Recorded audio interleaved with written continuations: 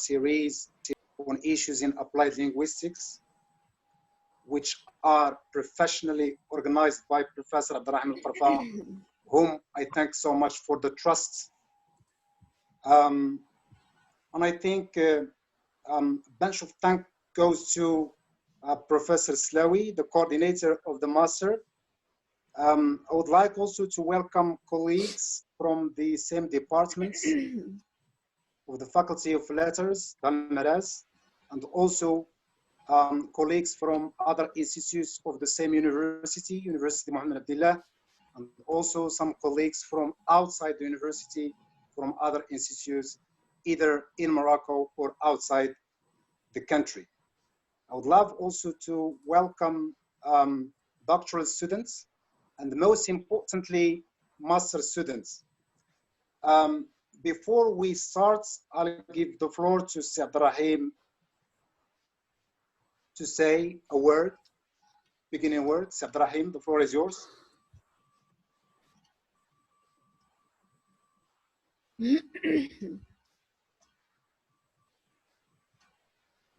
Abderrahim. The mic, Abderrahim, the microphone.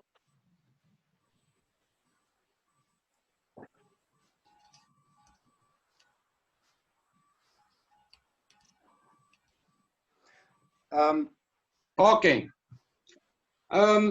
Briefly, a very big and warm thank you to Professor Abdelmajid Bouziane, our wonderful friend and colleague.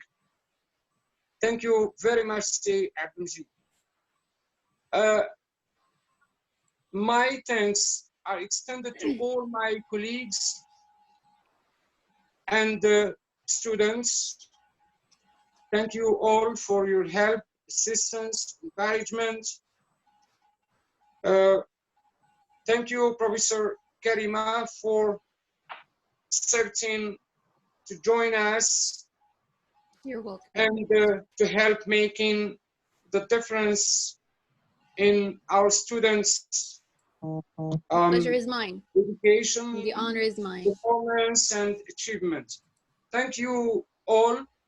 You can. The floor is yours. Thank you so much. Let me give the floor to Professor Slawi, if she has a word to say before I start. Okay, I would like to welcome our distinguished professor, Dr. Bouziane, for accepting to make our students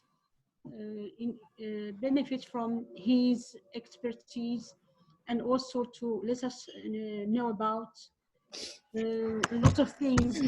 He really will be very beneficial to us all. Great thanks also go to my colleague and friend, Professor Karima Belghiti, who is also thank you, Professor. Very, very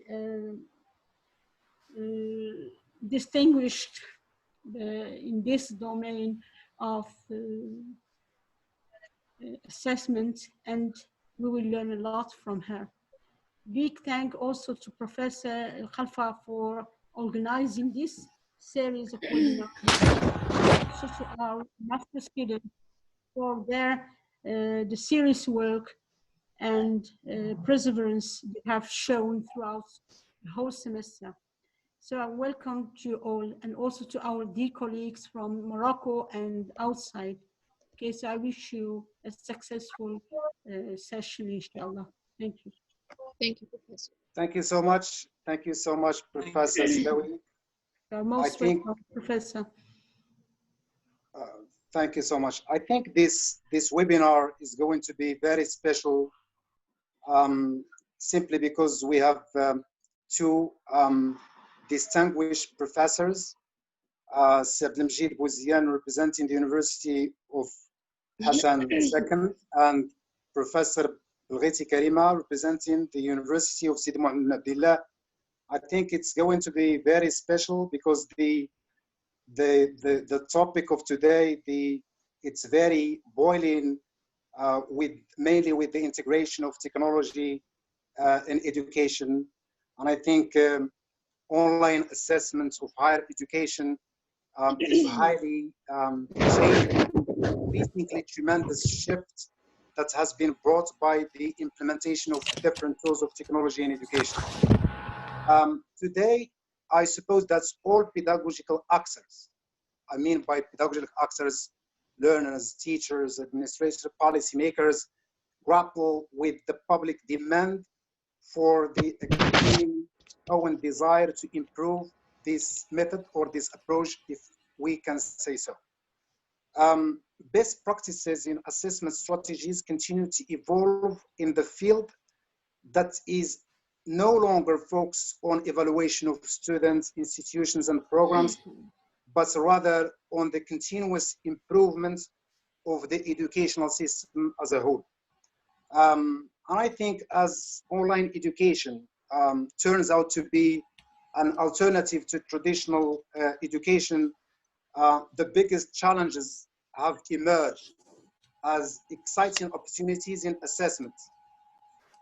In fact, there are many ways. I suppose our distinguished professors are going to speak about some of these ways, which might help to discover and unlock the powerfully potential areas of these innovative shifts, which mainly focuses on the use of systematic inquiry of student learning to build up such successful program and institutional quality in the learning process.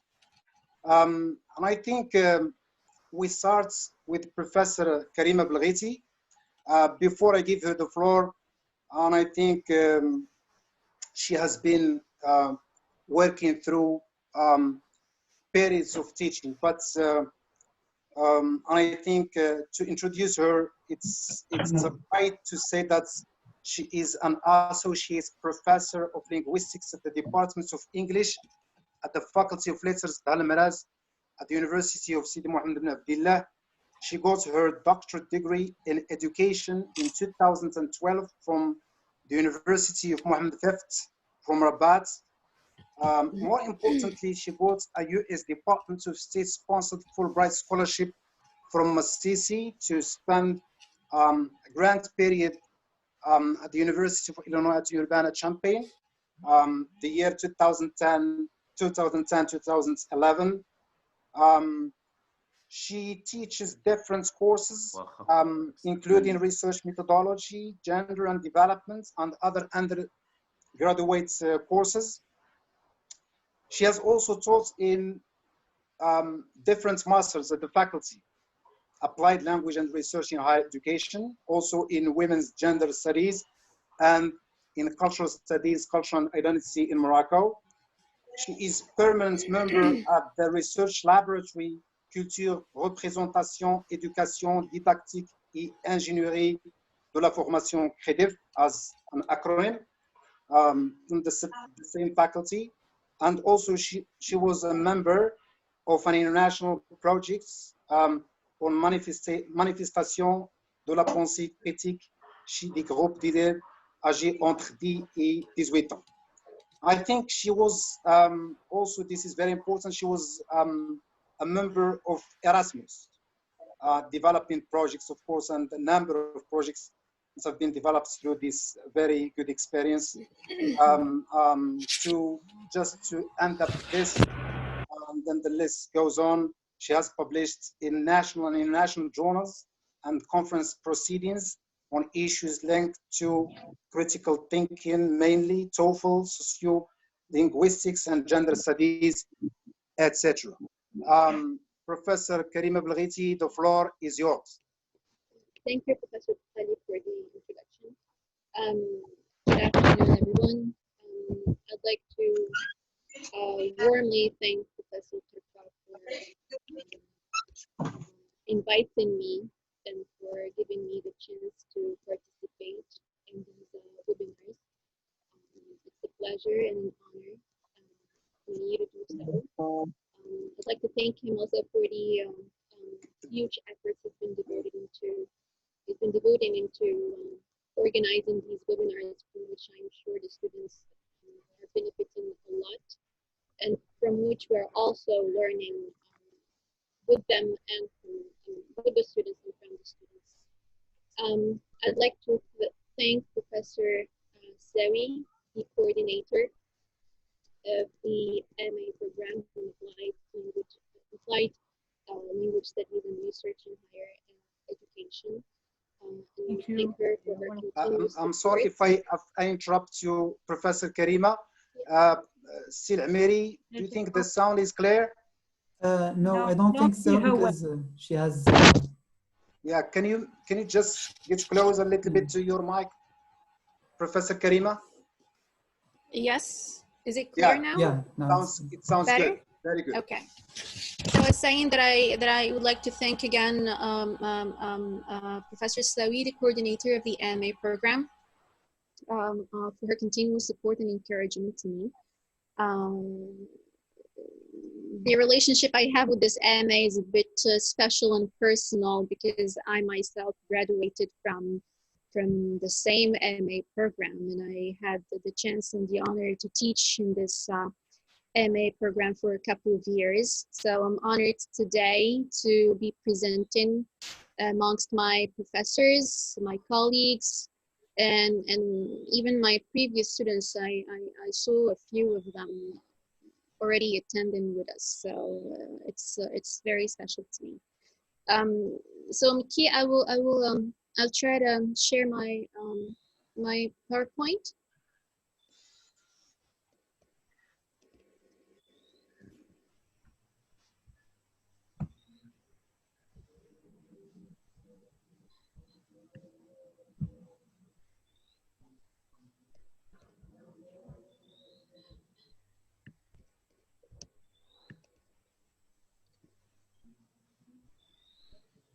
Can you see? Yes. Can you see my screen? Yes, please. Okay.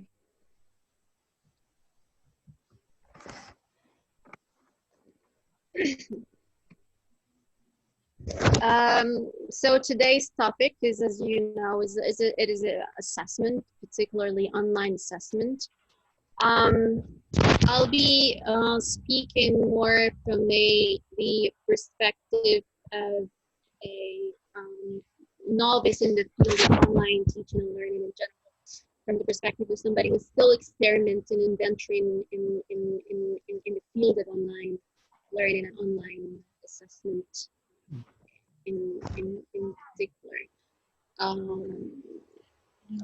Professor Karima, would Yes? you please watch out with the mic because it seems a little bit like it's a little bit what? Can you just say Is it working now? Yes. Now it works. Okay. Okay. This is the outline of my presentation.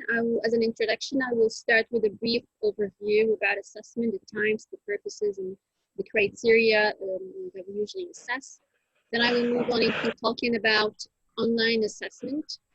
Why is it important to talk about it now? Then the requirements or the pedagogical requirements if we are going to integrate it in our teaching. The assessment techniques available online in comparison to the ones we are used to use on set or in face-to-face learning and teaching. The advantages of online assessment will be briefly hinted to. Then I will share, or I will talk with the issues in online assessment based on my experience and Professor Slawi's experience co-teaching an MA class online on gender and development. And of course, the conclusion will be provided. As a starting point, it's very important to note or to point that the way assessment has been perceived and practiced, the way it was understood has evolved throughout history, along with the way teaching and learning have been evolving also in the way they were perceived and practiced. It was first a matter of measuring the students' performance. Assessment was often thought of as examinations, assessments, as a matter of grading the performance of the students, pass and fail. Then the focus shifted to perceiving it as a procedure. Aziz. Yes. I'm sorry to interrupt you. We have always that problem of sound. We cannot hear the professor very well. We have that problem. She can do without mic if it is possible. Probably Mr. Amiri can control the sound and make everyone mute, and then when she finishes, he can. Can you please, Mr. Amiri? Yeah, Professor, but the problem is not with the participants' mics. The problem is with the mic of Professor Belghiti. Can you hear me better now? Yes, you can do without it, Karima, if it is possible. Do without it. Just use the mic of the laptop. It's much better, I think. Can you hear me now? Yes, very good. Perfect. Good. Okay.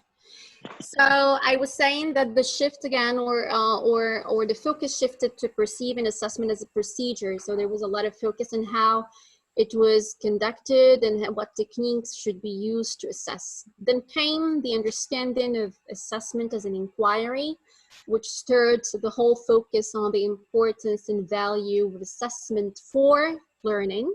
So it was no longer a matter of judgments, rewards, and procedures. The shift was on the process of learning and how assessment can help improve both learning and teaching. Rowntree mentioned that assessment is an interaction that helps us learn about the other person. An interaction between the assessor and the assessee, making reference to how it can help us learn about our students and how via this we can help our students learn better and we can teach better. So just as an overview about the types of assessments that exist, there's this summative type of assessment which aims to assess how much the students have learned by the end, for example, of the semester. The focus is on the end result. There's a lot of focus on what we call assessment of learning versus formative assessment, which is used, continuous type of assessment used throughout the semester, the course, in order to assess how the students learn, the extent to which they have learned, and the extent to which they have improved. And through this diagnosis, this process of diagnosis, the teachers are able to adapt their teaching practices, reflect on them in order to support learning. And this is what is meant by assessment for learning. There are other types of assessment that are usually, they usually align with either the summative or the formative type. Traditional assessment, for instance, is very much product oriented. So there's a lot of multiple choice, memorization, standardized testing, etc. Very summative in nature. And then alternative assessment, which came as an alternative to traditional assessment, which is process oriented. Again, a characteristic of formative assessment.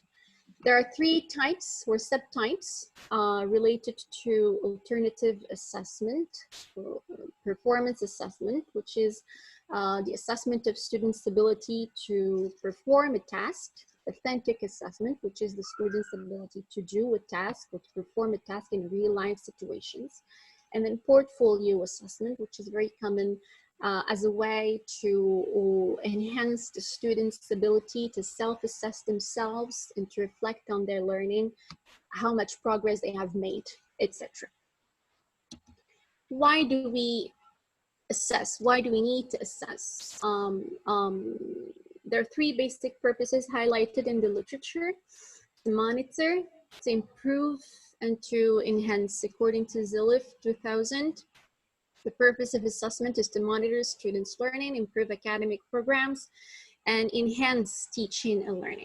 Now, what do we mean by each one of these? For monitoring students or monitoring students' learning, it means that there's an ongoing process of examining what the students learn, how they learn, the extent to which they learn. For improving academic programs, the diagnosis that we get from monitoring learning is supposed to help us reconsider and adapt what is taught and how it is taught. The content, the syllabus, the teaching practices, the assessment methods to better suit the students' level, learning styles, needs, and expectations. And then comes the part of enhancing teaching and learning. And the point here for assessment, or the purpose of assessment here, is to drive both learning and teaching, to urge reflective learning and to urge reflective teaching. The continuous assessment and the continuous feedback students receive is actually supposed to make the students reflect on the way they learn and to reconsider the way they learn.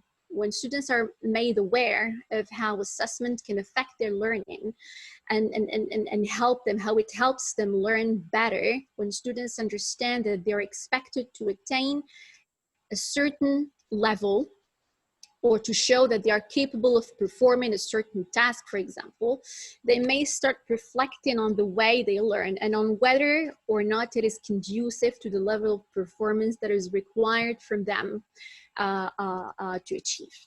The same applies to the teachers, differently, of course.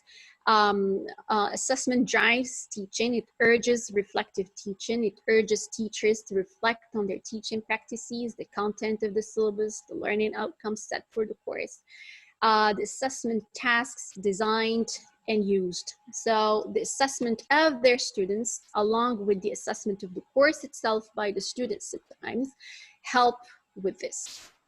The ultimate aim is to achieve again, assessment for learning, which is very much anchored in the learning-centered approach and the social constructivist theory, whereby assessment is supposed to be informative, participative, and formative. Informative in the sense that we get information about the learners, their level, their degree of understanding and learning. The teachers use the information to design suitable and appropriate learning experiences and assessment tasks. Participative in the sense that it's not the teacher who is the only responsible for assessment. The student is also involved, and students can be involved in different ways. They can be involved in the choice of what is going to be assessed or how they are going to be assessed, in the design of the marking scale or the checklist or the rubric. It is a way of making them aware of what is expected from them. And it is one way, again, of making them more responsible about their performance and the amount of efforts they will put into it. Formative, as mentioned earlier, it is a process of ongoing diagnosis. What went well, why didn't go well, why, and how we can redeem that. So again, for purposes of urging effective teaching and learning. So the focus is on the process of learning and teaching and how both can be improved in terms of design, productivity, performance, and achievements. Now, what do we assess? We assess knowledge, language skills, critical thinking skills, other skills like collaboration skills, teamwork skills, soft skills, and also other elements like participation, interaction, or degree of engagement or level of engagement. Before we decide, though, on what to assess, it's very important to take into consideration that there are basic elements that we need to determine prior to deciding on what to assess and post deciding on what to assess. According to Gaydon, 2002, educators must establish the purpose of assessment, the criteria being assessed or measured, and the intended outcomes before meaningful assessment methods could be achieved. So we need to determine the why, the what, the intended outcomes, and then the method or the technique that is going to be used to assess. According to the concept of constructive alignment, not only supports what I have just mentioned, but it also adds another element to the mix, which is the learning activities designed. Every learning experience is an opportunity to assess our students. A task given in class is an opportunity to assess our students. We need to have a clear idea, though, about why we are assessing, what is it that we are assessing, and the end result we would like to achieve before deciding on the methods of assessment. Now, everything mentioned so far does apply to online assessment as well, in terms of understanding what assessment is, the focus on assessment for learning, the types of assessment, the purpose, the criteria. It's like the cornerstones of assessment, be it in face-to-face or context, in a face-to-face context or an online context. However, assessment online brings in a lot of opportunities and advantages that are sometimes not possible in a face-to-face context. And it requires a lot more efforts and a lot more care and diligence for it to be effective and for its use and implementation to be a success. Why is it that we are talking about online assessment now? Globally or elsewhere, there was first this impact of digital technologies on education. They affected the way we acquire knowledge, the way we create knowledge, the way we share knowledge. And then came a point in which teaching and learning were not only happening in formal contexts, teaching and learning were also taking place in informal contexts. Then there was the rise of blended and online learning. And with this came the need to think about, adopt, and bring in online assessment into the mix. Assessment methodologies, the traditional ones, need to be adapted to and follow the evolving educational scenarios. In the Moroccan education system in general, and higher education in general, in particular, online learning is still emerging. Before the pandemic, it has been an issue of concern for the ministry, for policymakers. A lot of efforts have been devoted into it. A lot of initiatives were taken, but its use and implementation have been limited, if I can say so, to a few initiatives and personal efforts of some professors and universities here and there. Now, with the pandemic, though, there was an instant shift to online learning as a measure to save the academic year, and as even a safety measure for all of us, because face-to-face learning was no longer an option. A lot of efforts were devoted to assist the teachers and the students along the process. But the road is being paved for online learning, and for us to think about ways we can integrate online assessment in our instruction. And we have been already given a training about how to use online assessment using the platform Moodle in our university. So there's, I think, an awareness and a consensus that online learning is a reality now. It's here to stay. And with this in mind, again, there is this rising need for us to think about and address the issue of assessment in general, especially that there is a scarcity of research about it in general, and about online assessment in particular. The need to think about the alternative options available out there, which ones are appropriate for us to use, and how we can use them. Now, when we think about integrating online assessment in our instruction, there are a lot of requirements, pedagogical requirements, that we need to take into consideration, because unlike face-to-face assessment, online assessment requires a more ongoing, systematic approach than that of traditional instruction, according to Robles and Braid in 2002. So there are elements that we need to consider in terms of teaching, in terms of learning, and in terms of technology. For teaching, an ongoing process of adapting the in-class, out-of-class assessment techniques to the online context. There's an ongoing process of monitoring the students' learning, always surveying, assessing the quality of learning taking place online, the quality of feedback received and its impact on learning, the efficacy of the assessment techniques, and achieving and measuring the learning outcomes. A lot more innovation, creativity in the design of assessment techniques is required. A lot of flexibility also is required in order to provide for students different styles, different needs, different expectations. And I would like to hint here to students with special needs. They need to be given special attention here. More clarity, precision and details in terms of the information provided about the assessment tasks, the instructions, and the expectations from those assessment tasks need to be also provided. Always making sure that there is an alignment between the purpose of assessment, the criteria to be assessed, and the learning outcomes. More instantaneous feedback is required from us, both informative and supportive. Informative in the sense that we should not limit ourselves to giving general remarks to students like good job. A good job, why? Not a good job, why? And how, and we need to give the student suggestions on how he can or she can improve herself and himself. And probably even a model answer can be provided for the student to follow. Supportive, we're not in a context in which we are separated actually from our students. And sometimes this separation can cause anxiety and stress. So supportive feedback can help with that, and especially now with the circumstances that we are, like for example, the circumstances that we are living today.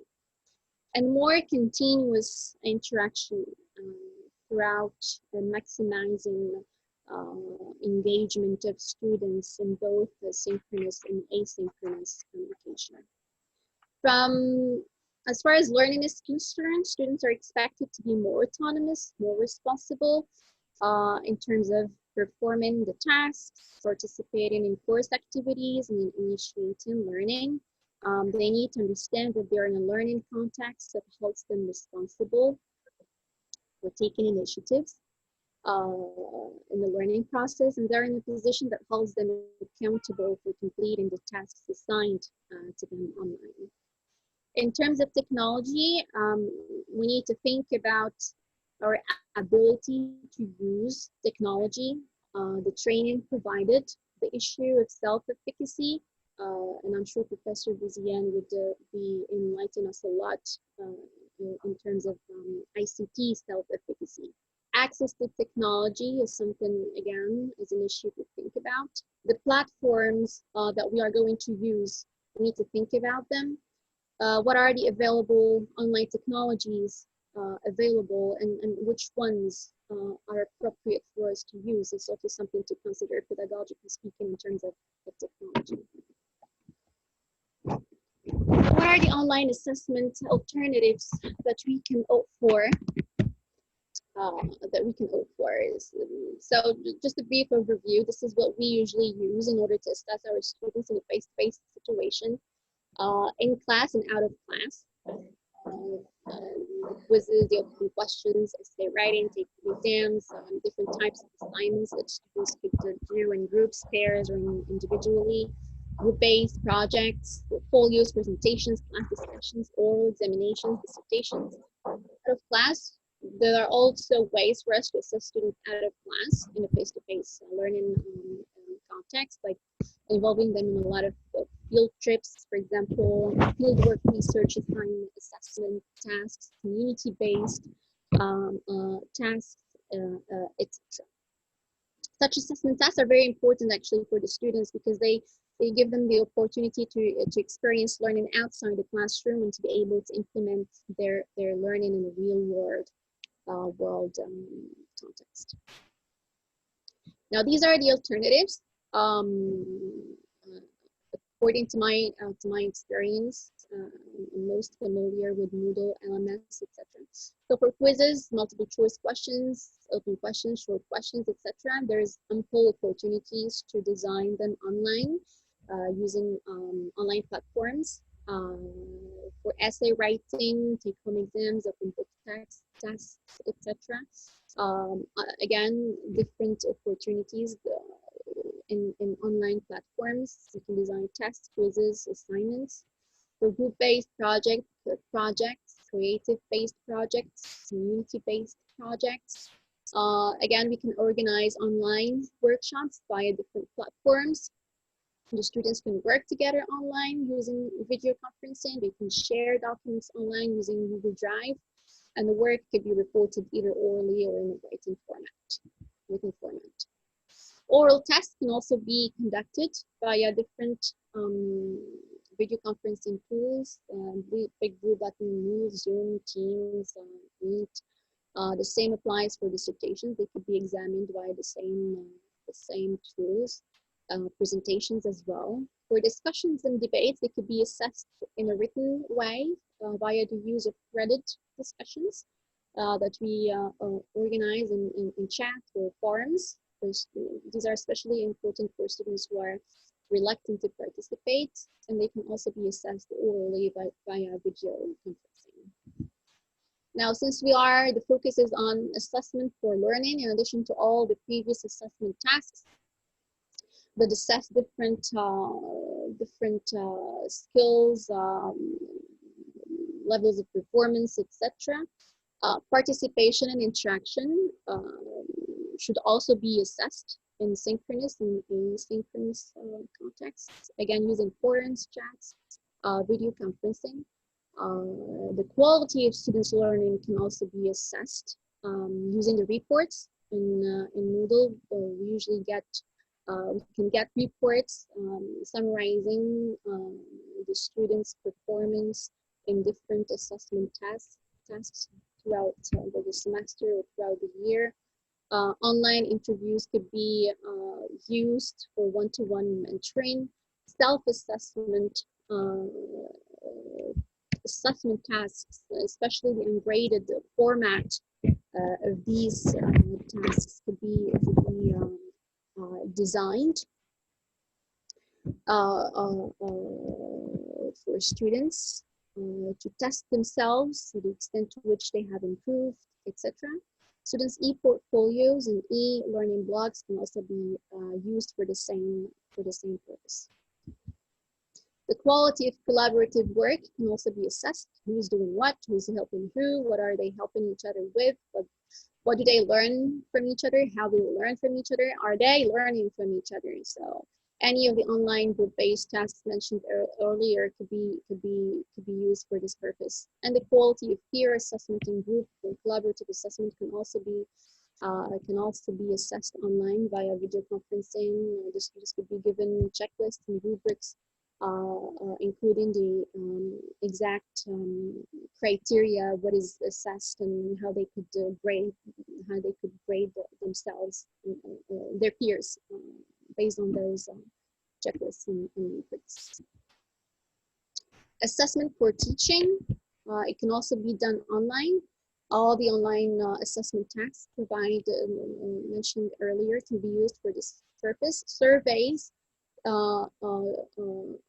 conducted with the students can also help with that. We can elicit information about the course from the students, how they evaluate the course, and this is very important for the teacher to be able to reflect on the syllabus design, the materials used, the teaching practices, and the assessment types and techniques used. Feedback can also be given online in an online assessment context, via grades, via the use of rubrics, orally, via video conferencing in a written format, as online comments, private messages, emails. Peer feedback can also be provided in a written and a format way using the same tools. Now, with all this being said,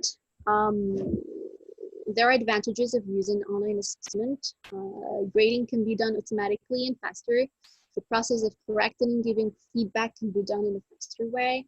There's a database of questions. Whenever we design an assessment task, these questions are stored, and it's very helpful whenever we would like to design a new assessment task. There's more flexibility in terms of format and time, more opportunities to design student self tests, which are very efficient in self-assessment. Students can access them anytime. They can undertake them on their own time, as many times as they need. Assessment is relatively taking place in an anxiety-free learning assessment context. There's relatively less cheating. Technology can help a lot with that. It would not eradicate it, but it would help limit it to some extent. And it is environment friendly because there is less paper waste in online assessment. Now, as for the issues in online assessment, I would like to share with you Professor Slawi's and my experience co-teaching a course, an MA course, Gender and Development. And I would like to share with you the observations that we have made as far as online assessment is concerned. It is going to be it is part of an ongoing exploratory study that we will be embarking on soon. And the point, again, as I told you, is to share with you a few observations of what worked, what didn't work in terms of assessment online. So we've noticed that the course was taught for 3 years. The first 2 years, it was taught in a blended format. And this year, because of the pandemic, it was taught exclusively online. So for online asynchronous discussions and or debates out of class, these were usually assigned as pre or post class tasks to assess the students' readiness for class, or to assess or as a follow-up to assess the extent to which they have grasped the content of the course. In the blended situation, usually those discussions were initiated by the teacher, and the management of everything else was left within the hands of the students. Those asynchronous discussions and debates, they were organized via forums. They were written. We've noticed that there were individual attempts here and there to answer or to react to the professor's questions. And there were individual attempts also to react or to reflect on each other's answers. And so student interaction was barely there. This year, with the online environment, with us teaching the course in an online environment, the forums again were organized, but there was no attempt at all from the students to react to the teacher's questions. For synchronous discussions and debates with the presence of the professor in the blended format, these were taking place in class, and the students were very engaged and interactive. This year, they were conducted online via chat. The students were interactive and engaged, but the number of the students attending the class was low. When we organized them online via video conferencing, though, the students were engaged and interactive, and the whole class attended the video conference. The transcripts of both the chat and videos were always kept for the students in the Moodle platform to enable those who were not able to attend to go back to them. For the online assignments, again, there were a mix of pre-class assignments and post-class assignments, assessing again the readiness for class, application of knowledge or performance in a specific skill or a set of skills. When they were written, when they were individual assignments, almost all students submitted their assignments. This is the blended format. When the assignments were quite demanding, though, some students did not submit the assignments. When they were oral, and when they were assigned in pairs, in groups, or individually, all students submitted their assignments. With the online format of teaching the course, the written individual assignments, very few students attempted to submit the assignments. Sometimes no assignment was submitted at all. If they were oral, though, the students submitted their assignments in pairs and in groups. Again, all the students submitted their assignments. For the tasks performed and assessed in class, they usually require the application of knowledge or the demonstration of performance in a certain skill. They were again conducted in class in the blended format via groups or pairs. They were written, oral, and the students managed to perform well. In the online situation again, they were online via groups and pairs written. They were organized via chat, and the students managed to perform well as well. For self-assessment, we designed different quizzes, tests, true, false, multiple choice questions for students to be able to self-assess themselves. They were ungraded, no attempts from both students to do them.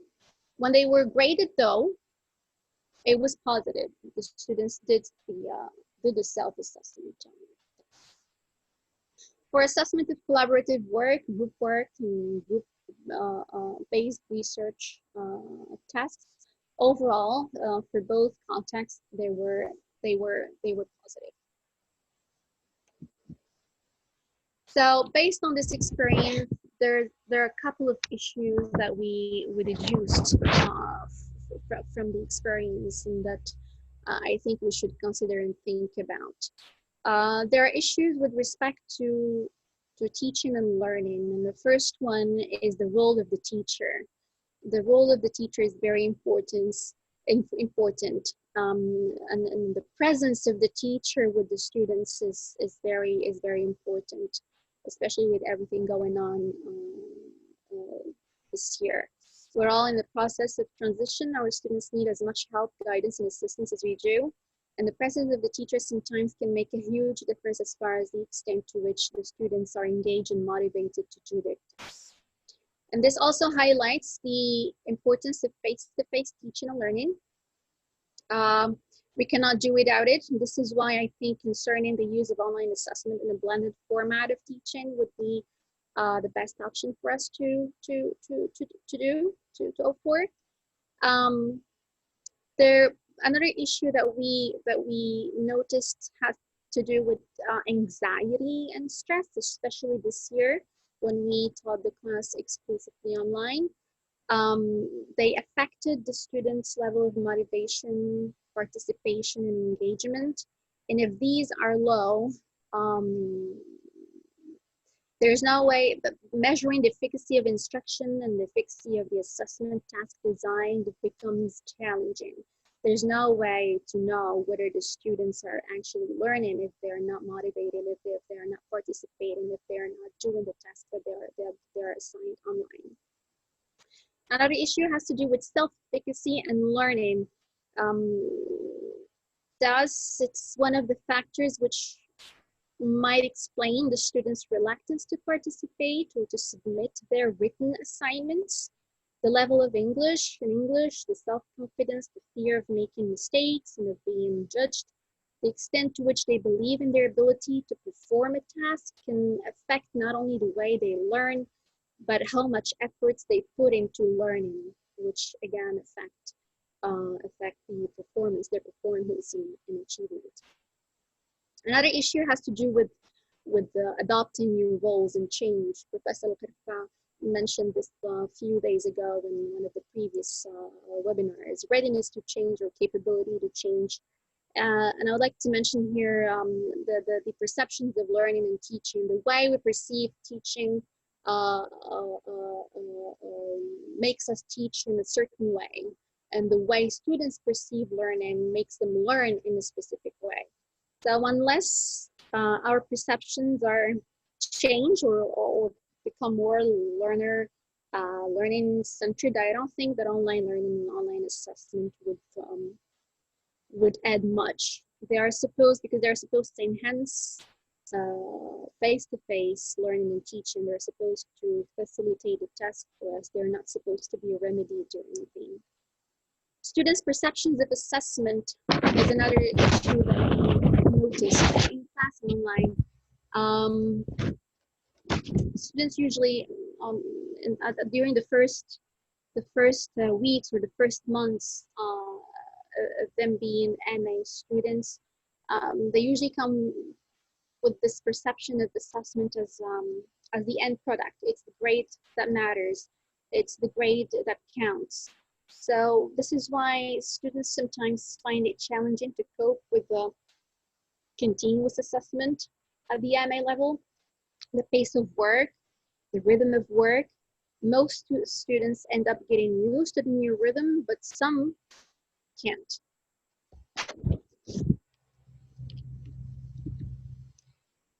For the issues with technology use and access, again, I see the self-efficacy, an issue related to both students and teachers.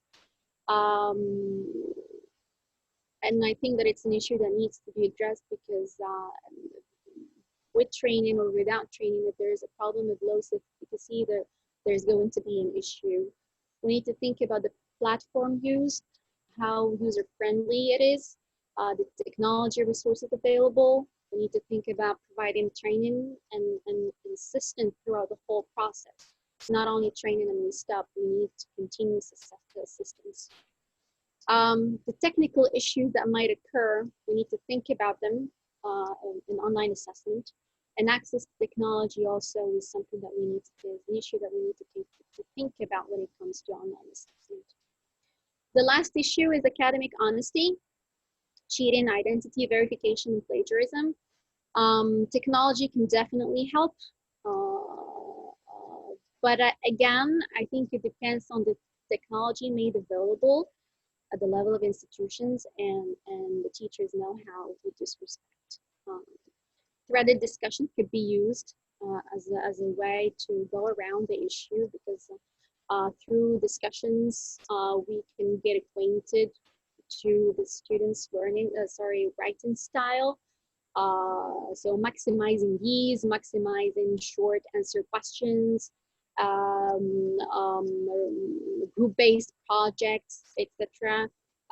Would help us get familiar with the student's level, what he or she is capable of producing. So in case they submit something that is not written by them, we can spot it easily. So to conclude, yes, there's a lot to gain with online assessment, a lot of advantages, a lot of opportunities. Yet there's a lot to consider at the same time in terms of what we do in teaching, what we do in learning, teaching and learning, the technology use, the access to technology, and academic honesty.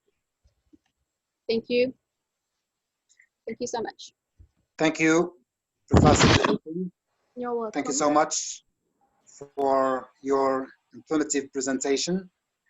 I think you have elaborated and embarked on very important points, and you also opened up the unopened questions for many issues. But let me go back to some point that you mentioned, mainly the types of assessments, the paramount role of the teacher within the different types of assessments, but specifically how assessments can enhance the teaching learning process. And I think one of the points that you raised is how the students or the learner can be responsibilized not only for his her own learning, but also for his and her own assessments. This is very good points that you have raised. But let me just remind our colleagues and students that this period, this pandemic period, might situate and contextualize your presentation, because you've spoken a lot about online assessments and the difference between this method and face-to-face assessments. The experience that you spoke of together with Professor Slawi is very important, but I suppose that's, and this is a question, to what extent that can be applied, because we're not yet into exams, but to what extent these assessments can work with other groups, with other master programs, with other undergrad students, etc. So this is, I think, a very good question that you really raised. Probably this is something that our colleagues and students might elaborate more. Thank you so much. I think before I move to Professor Bouziane, let me welcome some colleagues and students who have just joined this webinar. Thank you so much, because as I stated at the beginning, the umbrella under which this masterclass webinar comes up as one of the series of the Master of Applied Linguistics is very important because I noticed that it attracts and it haunts a lot of scholars around Morocco, but also it is enticing other students from other master programs. Professor Bouziane, you are very welcome. I don't think there is somebody in Morocco who is very interested in the language teaching and learning who still doesn't know who is Professor Abdelmajid Bouziane. He is a very distinguished professor of education at the Faculty of Letters and Human Sciences, Benimsik Hassan II University in Casablanca. He is specialized mainly in research on learning and teaching foreign languages. He has largely published on English as a foreign language in journals, books, magazines in Morocco and elsewhere. He is particularly interested in EFL and ICT, and I really personally, I appreciated your presentation of last week. It was very pertinent to the master and pertinent to all of us. And I think here, when speaking about the ICT and education, you are also interested and more concerned and much more into teachers association and research methodology and quality in higher education. Professor Bouziane has been involved in teacher training both in Morocco and other countries. He served as the editor of English language teaching contact schemes, Africa and Middle East newsletter from 2003 to 2019. I think this is very little to define, if I may say so, Professor Bouziane. You are a scholar, to cut it short, our scholar. The floor is yours, Professor Bouziane. Thank you very much. And I'm honored to be among you again today and to talk about a different topic other than the ICT. Although I will involve some of the ICT here. And particular thanks should go to Professor Slawi and Professor KARFA for having made the ground favorable for such webinars and such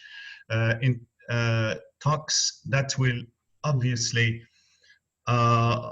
benefit both students and our colleagues and ourselves as speakers as well. So I would also like to thank Ustada Karima for her karam of all the information that she has provided, and she has made. Thank you very much. And let me say that she has paved the way for me in many ways. And then, if you bear with me, I will just try to. Can you see my? Yes, my screen? Professor. Okay, yes. Good. Right. I will in this presentation I will just talk about Morocco as assessment in Morocco, and for the students who are with us, I have already shared with you one of the articles I have published on assessment in Morocco, which is a kind of state of the art. It's a kind of review of the literature of what had been done on assessment up to I guess 1998. I can't remember when I published it, and then I published another one in 2016 in a book by Springer. And I will share with you some of the new things I am working on, so that you know how assessment has developed here in Morocco, and they will talk about MATE legacy. That's the Moroccan Association of Teachers of English. And they will talk about the concept of assessment literacy, and then about e-assessment, alternative assessments, and ethics in assessment. And then I will share with you the references that I have used in this presentation. The context of my talk, well, it comes about, many things have changed in ELT in Morocco. We have changed, for those who have been in the profession for some time, at least for something like 30 years or more than 3 decades. We know that we shifted from no textbook to Moroccan textbook. There have been changes of the Moroccan textbooks 4 times, and there have been changes of, of the format of the exam, the baccalaureate exam and other exams many times over the four last decades. But there is one thing that hasn't been changed, and that is the way the tests are given in the baccalaureate exam. So that's, you are a teacher now, or you are a professor, and I am sure that you were tested in the same way that these people who are taking their exam in July are going to be tested. So, and here, this is a big problem. Another problem is that research in Morocco in general, in assessment, in testing and assessment, is very rare.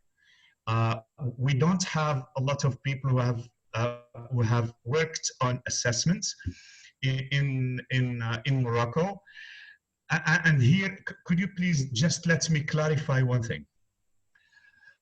I have come across some studies about assessment in Morocco, and those studies are based on surveys. I mean, they are about assessment, but they are based on surveys. Well, that's a survey, I'm afraid. That's not a study about assessment. A study about assessment is when you analyze items, when you analyze how the process of assessment is taking place, and when analyze other things. I am not denigrating research based on surveys, but I'm just making this difference. There is a critical need for training in assessment and testing, and I'm coming back to that. And we should know, and we should admit that tests in Morocco are high stake. What do I mean by high stake? They determine the future of the students.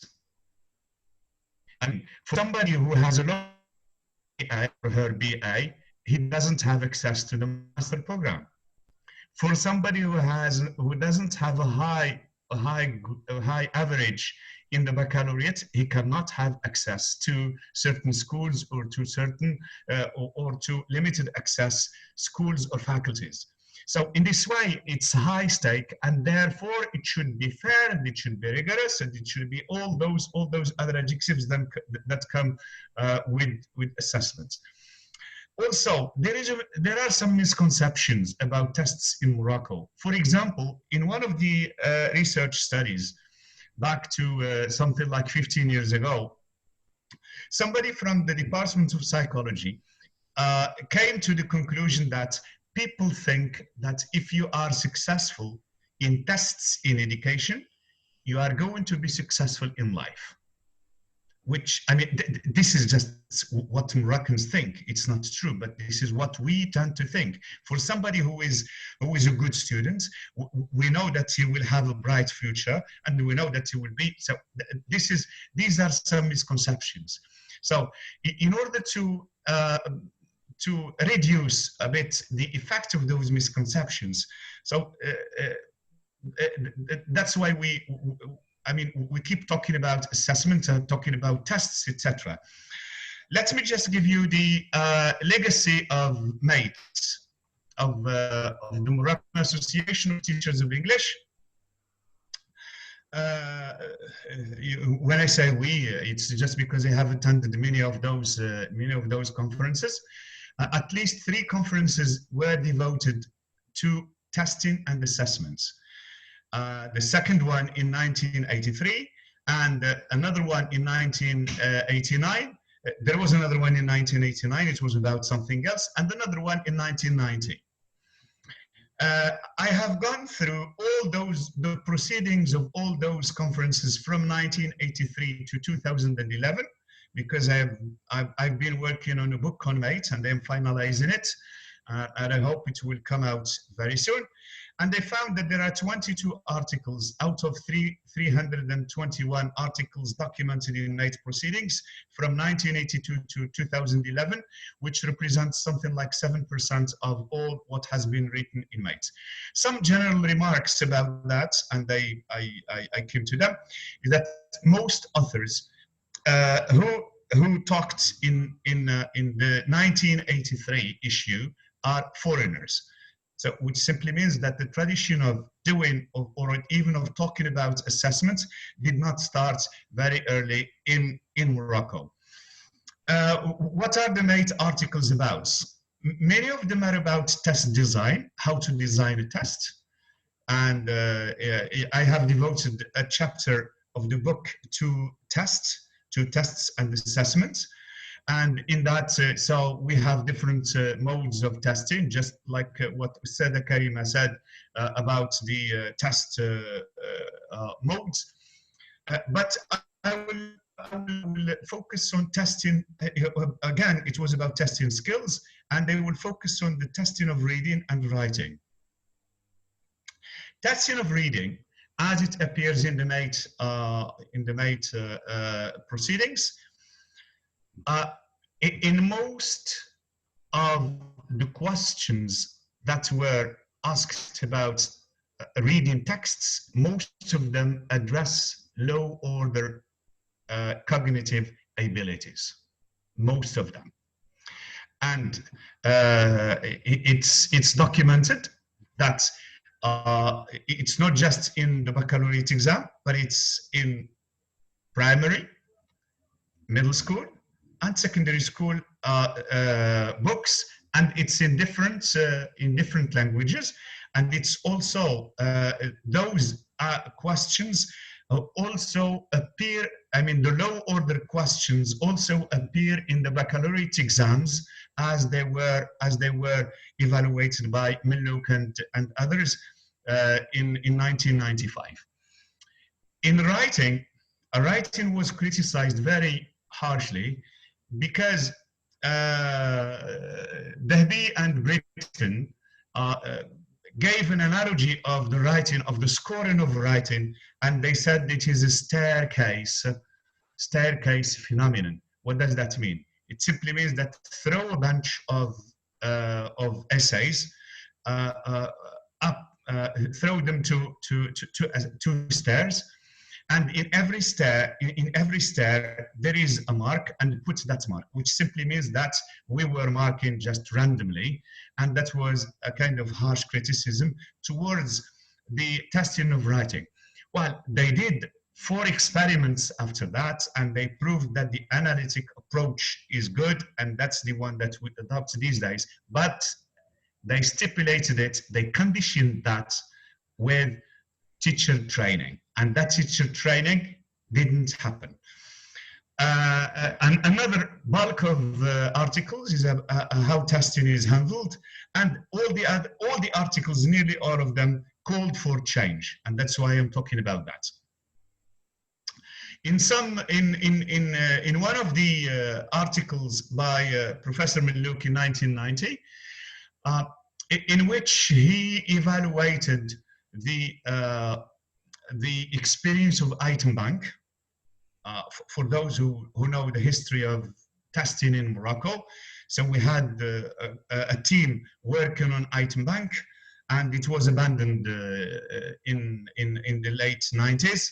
Well, for various reasons. One of them is for, I don't know, I can't get into that right now, but anyway, it was abandoned.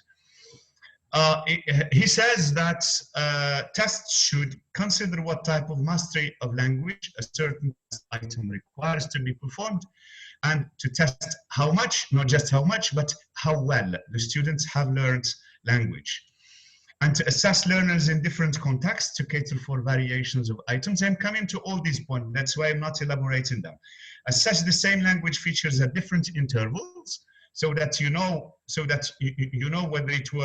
whether the learning happened to be just in the short memory or it has been internalized, and therefore it has become a kind of long-term learning. Emanate from an in-depth analysis of feature to be taught, together with how well the students are likely to perform them, and then coming to all these with the next slides.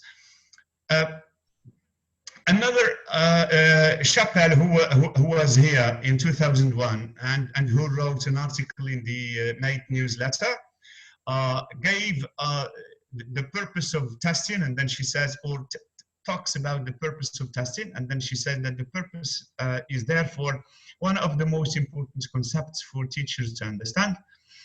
And then you can read that for some seconds.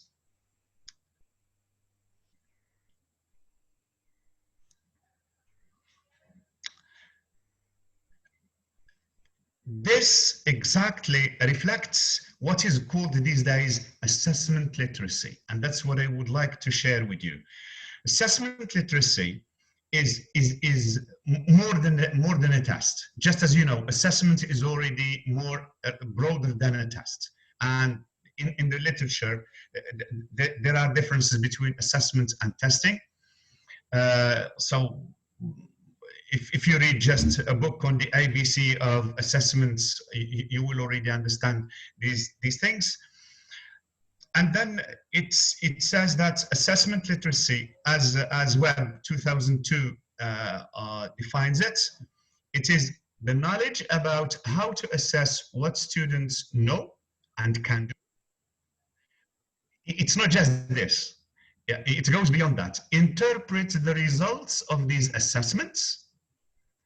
And again, it's not just interpretation, but apply these results to improve students' learning and program effectiveness. It's not just students again, but it also covers the program effectiveness, which simply means that assessment literacy puts the students at the heart of the process of assessment. That's number one. And number two is what we do after we assess. So that's the most important part of assessment. Somebody who spent most of his life, more than 3 decades, talking about assessment is Popham. And Popham wrote Assessment Literacy for Educators in a Hurry. That's just because I am in a hurry. That's why I read that book. And he says, James Popham defines assessment literacy as consisting of an individual's understanding of the fundamental of assessment concepts.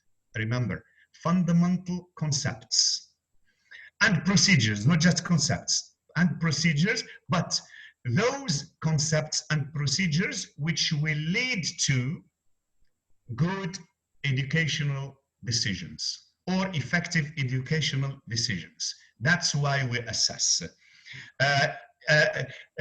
This is how Popham illustrates his, assessment literacy and assessment illiteracy. Look at the top circles. The top circles, this is when you have somebody who is assessment literate, an educator who is assessment literate. So he starts or she starts with obviously all what it takes to and I'm going to say in 1 minute or two what it takes to build or to construct a good test. It's when you have right tests used properly and you make appropriate decisions, it's then when you have better educated students. However, if you make a decision to test and you use a wrong test, or you misuse the right test, or you don't test at all, you may make inappropriate decisions, and therefore you will end up in students who are less well educated. Good. According to Popham, we have to understand 6 things, 6 understandings, he calls them, of assessment literacy. That is, some of them Ustadha Karima has already talked about, and formative assessments, but he says that validity, reliability, and fairness are these concepts that he calls for the educators to consider. One other thing is measuring students' effect. What effect a test, what have they learned, and what they need to learn more? How much, to what extent, to what degree they have learned what you have provided? How have they performed? How well have they performed? What do they need to perform better? And also score reporting. It's not just score reporting, but score reporting and feedback reporting. And that's what I'm going to talk about after the alternative assessments. What I've put just some assessments that we tend to overlook. And a poster is a good way of assessment. And in one of the places where I work, we have a poster. Students should go and do a research study. They collect everything and they put everything in one poster. It is challenging because those students have spent days and days and months collecting data, analyzing data, and to put everything, including review of the literature and including the findings, including the interpretations, references, and everything in one poster, that is really challenging. Visual interpretation, that's something that we tend to overlook in our testing. You should know that our students are exposed to many pictures, they are exposed to videos. Have we ever thought of assessing them in these videos and these pictures?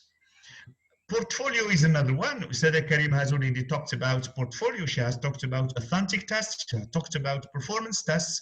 But learning journal is also one way of testing. Learning journal simply means that the student documents how he has learned or how she has learned, what he has learned, what she has learned, what is missing, what is the impression to what he has learned, how he or how she has compensated for something that he needed to learn more. What did he do after the learning, etc. So this way you can understand the process of learning, and you can evaluate that process of learning. Open tasks and presentations and debates have already been covered by Ustadha Karima. Now, I will go to e-assessment, electronic assessment. Let me clarify one thing, please. Just as I did when I talked about ICT, I said that in order to use technology effectively, a teacher should master the teaching tools and the teaching practices. It's the same thing for assessment.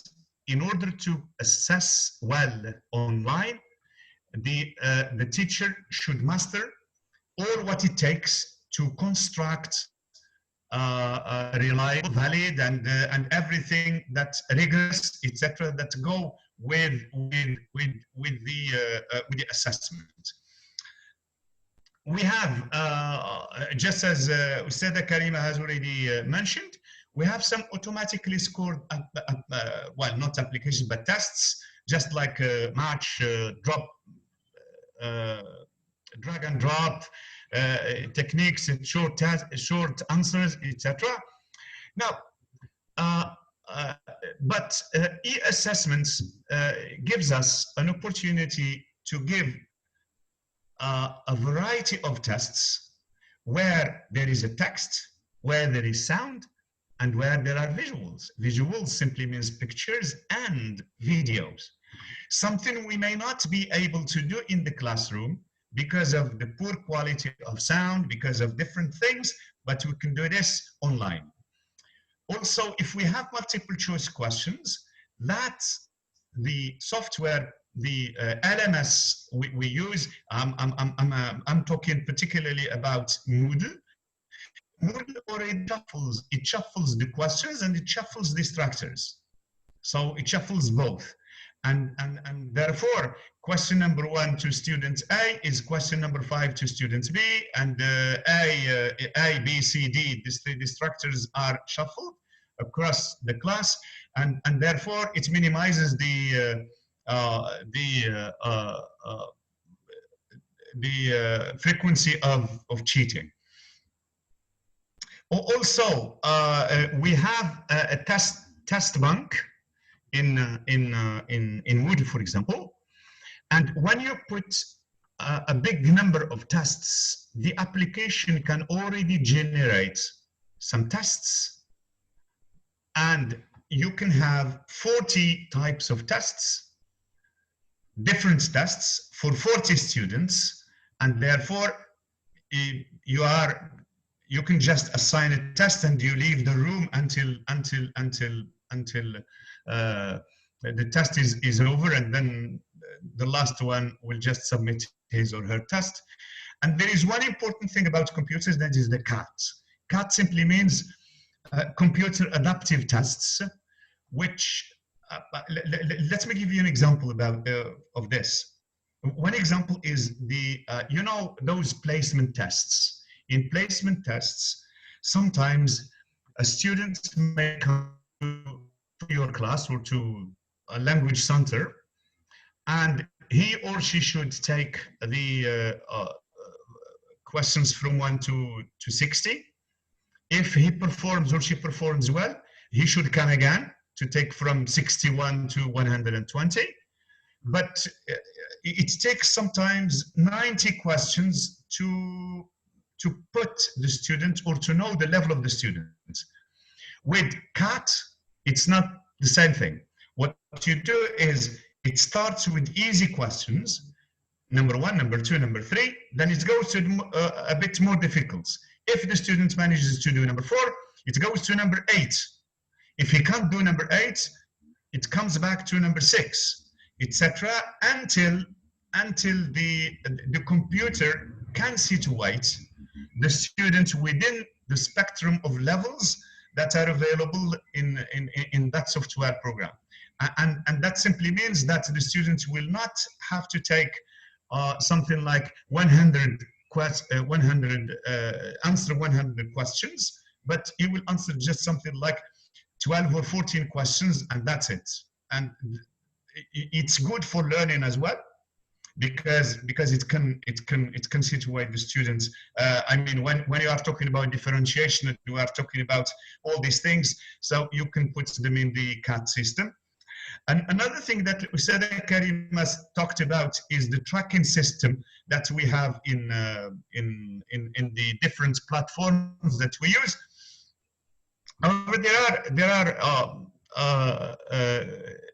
some assessment tools in which the teacher or the professor has to intervene, just like ePortfolio, for example. And Mahara is a good example. Mahara is a platform specifically for portfolios. And it's a good platform. If you haven't seen it, you just go and then you explore it online. And you can also assign, give grades to the forums of discussion for example, in Moodle. And there is a rubric-based scoring, which simply means that you put your rubric there, and the students will already know how you are going to grade them, and they will abide by that. They will do their best already to have a kind of self-assessment at the beginning, before even they submit their assignments online. And after that, so when you are scoring, when you are grading it, what you do is just you click on the rubric, and the whole thing goes to the students automatically by email, telling him or her, so this is your mark, and this is why you have been awarded that, you have been granted that mark, and therefore there is transparency there and there is fairness. You can have proper feedback. I don't know. So for Sada Karima, she worked with Moodle, but I don't know if you install Feedback Studio. If you haven't, I guess you should. With Feedback Studio, yes, with Feedback Studio, what you can have at least 3 ways of feedback, which make your feedback quicker. And so there is one is you can provide feedback orally. You can already register. Well, you can type your feedback along with the assignment, and it gives you something like 3 minutes to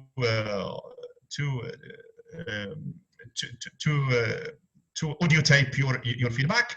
It also has some marks, some symbols, and if you agree with your students on those symbols, you just click on the symbol, and then the students will understand what you mean by that. And it has also some you can register, you can save your remarks. And what you do, instead of writing, for example, this sentence, the meaning is not clear, you should rewrite this sentence. You just, with one click, you can have a series of commands that you can already put in the writing of the students. The same thing goes for Kaizena on Google Classroom. So in Google Classroom, Kaizena has 4 types of feedback, and all of it is a kind of proper feedback. So at least you provide the students, because when you put the assessments, when you put the students at the heart of assessment, it simply means that you are giving the students one more opportunity of learning. It's not, you are not testing how much he learns or how much he doesn't learn, or how much she hasn't learned or she has learned. Rather, you give him or her an opportunity to learn more and more. Now, that's with the assessment. There is something that Ustada Karima talked about, and that is ethics in assessment. And here I should raise one. In cheating and plagiarism, I am in the process of writing an article with a master's student of mine. We did a large-scale research study on cheating and plagiarism, both in Morocco and in the US. Morocco is something like 833 students who filled in our questionnaire, and some 136 students from the US. And we were interested in how the students these days conceive of cheating and plagiarism. And to our surprise, we have found that it's a kind of, it's becoming legitimate. We are in the process of legitimizing cheating and plagiarism. And a big part of it is because of technology. And because I'm talking about technology, we should be equipped in all our platforms with software programs to detect plagiarism and collusion. Collusion simply means when 2 students answer in the same way and they do an assignment in the same way at the same time. So I mean, they collaborated to do the same assessment. Another thing is, I've read many things about cheating and plagiarism as part of the quality system, and there is one way of dealing with it. It's not a software program. It's not to punish somebody who has been subject or who has tried to cheat or to plagiarize, or no. It's there where prevention is better than cure goes.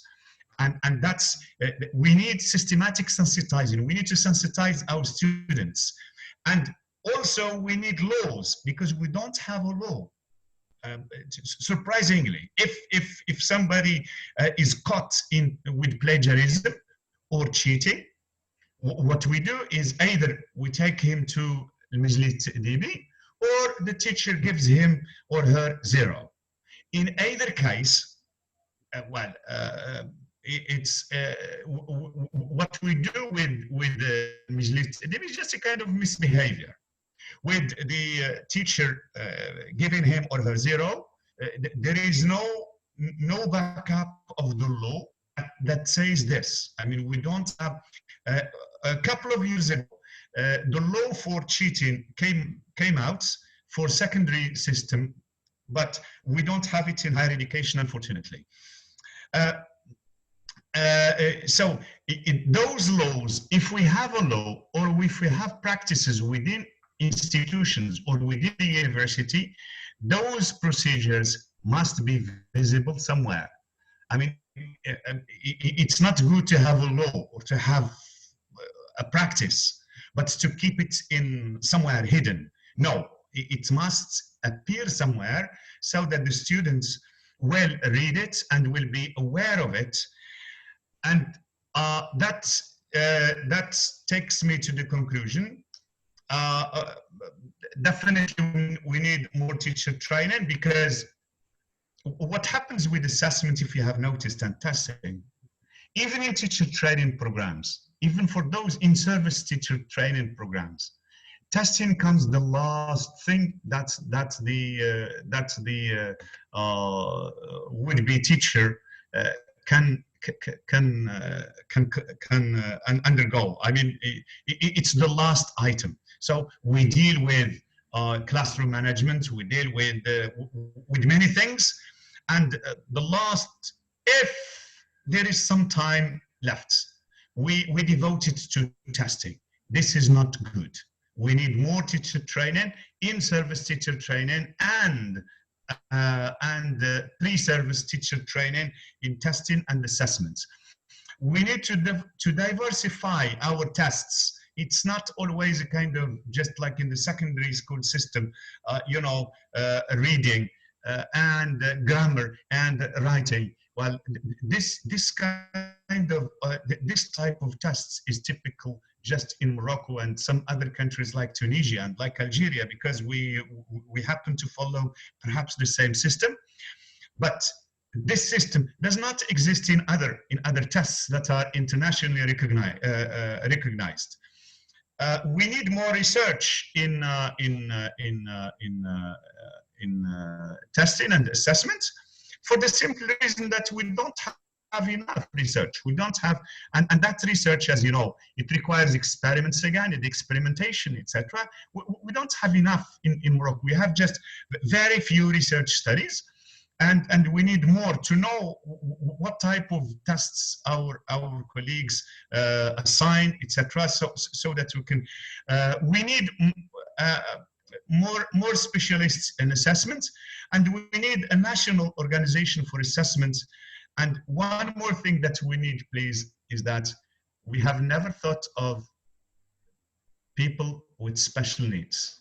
We give one test for everyone, which is unfair, because we are teaching some people with special needs, and we should let me just give you an example. I don't want to do to advertise any of the tests, but all the international tests come out with a special test for visually impaired students. Even if there is nobody has asked for it, but it's part of the right of the students, and it should be there, and we should do that. We should go in the same direction, and we should take care of the people with special needs. I have collected to you all the publications in MATE's proceedings.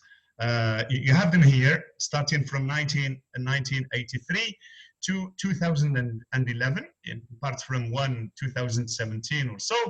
And I have already sent this presentation to Professor that he will share it with the students, doctoral students, just to know our legacy. I mean, what has been done for years, or over the years of the MATE's history. And thank you very much indeed. Thank you so much, Professor Bouziane. I can't but tell you that I always learn a lot from your presentations, to be honest. I don't know how to say, but very important points. Yes, Professor, very important points. But most important is the a historical overview of assessment.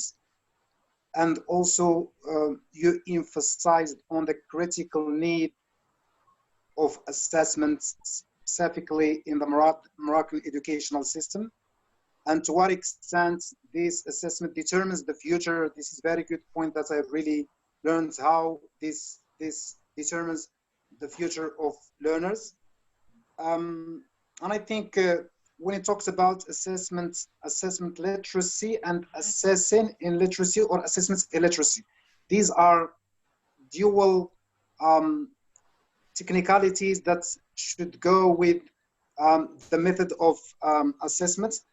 And I think in order to assess the language learner specifically, should know the way it leads to a successful set of procedure of assessment.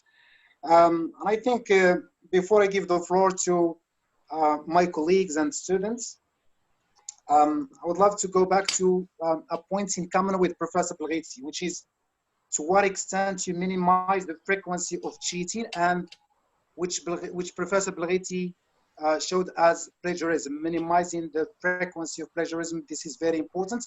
If we consider the time slots that we should give the student or the learner to get through the exam. I would like to say here, to what extent we can assess learners within a time limit, and given the fact the inconvenience of technology, to what extent this can be successful. And I think my colleagues and other students would like to really delve into these points, and then you will have time to explain this, Professor Bouziane and Professor Belghiti. Thank you so much once more. The way we're going to proceed is as follows. I will open a list. Yes, Professor Slawi. Yes. Okay. I would like first to thank our guest speaker, Professor Bouziane, for this wonderful and amazing presentation. We really learned a lot from it.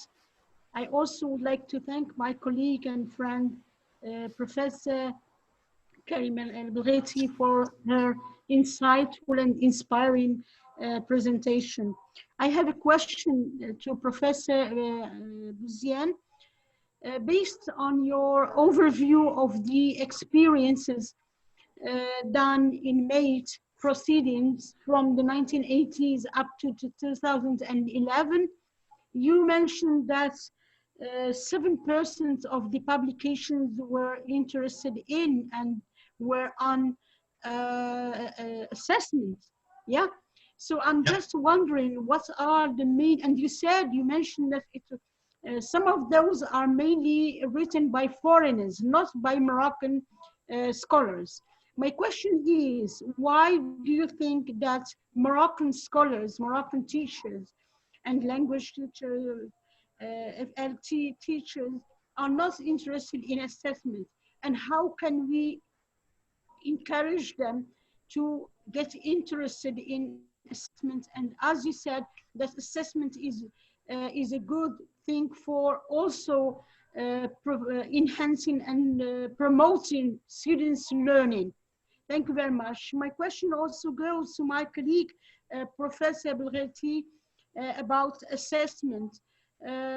We went together through the experience of teaching and assessing students, and online through the Moodle platform.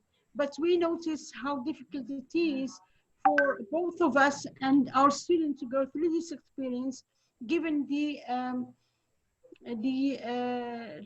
lack of training, I would say, not only for us, we got some training, but the students. My question, Professor Karima, is how can we help developing these assessment procedures, which are very efficient, as Professor Bouziane mentioned, and he also highlighted, in order to make our students benefit a lot from this. Thank you very much. Thank you, Professor Slawi. If you allow me, Professor Bouziane and Professor Belghiti, let us go as such. We have a set of questions, and then I will give you the floor, both of you, to respond to several questions so that we cannot fall into a time length in this. Let me give the floor first to Professor KARFA to have his feedback about these two presentations, and then I will open the list for our colleagues and students to give me their names, and we'll just proceed to have their questions, and then I'll give you the floor, Professor Bouziane, Professor Belghiti. Thank you. Yes, Professor KARFA. Thank you very much, Si Aziz. No feedback. I have been learning from Professor Bouziane and from Professor Karima Belghiti. I would like to thank them very, very much for enlightening us on one of the most aching and painful issues that defines, and I hope will not define, the future of our educational practice and our educational programs.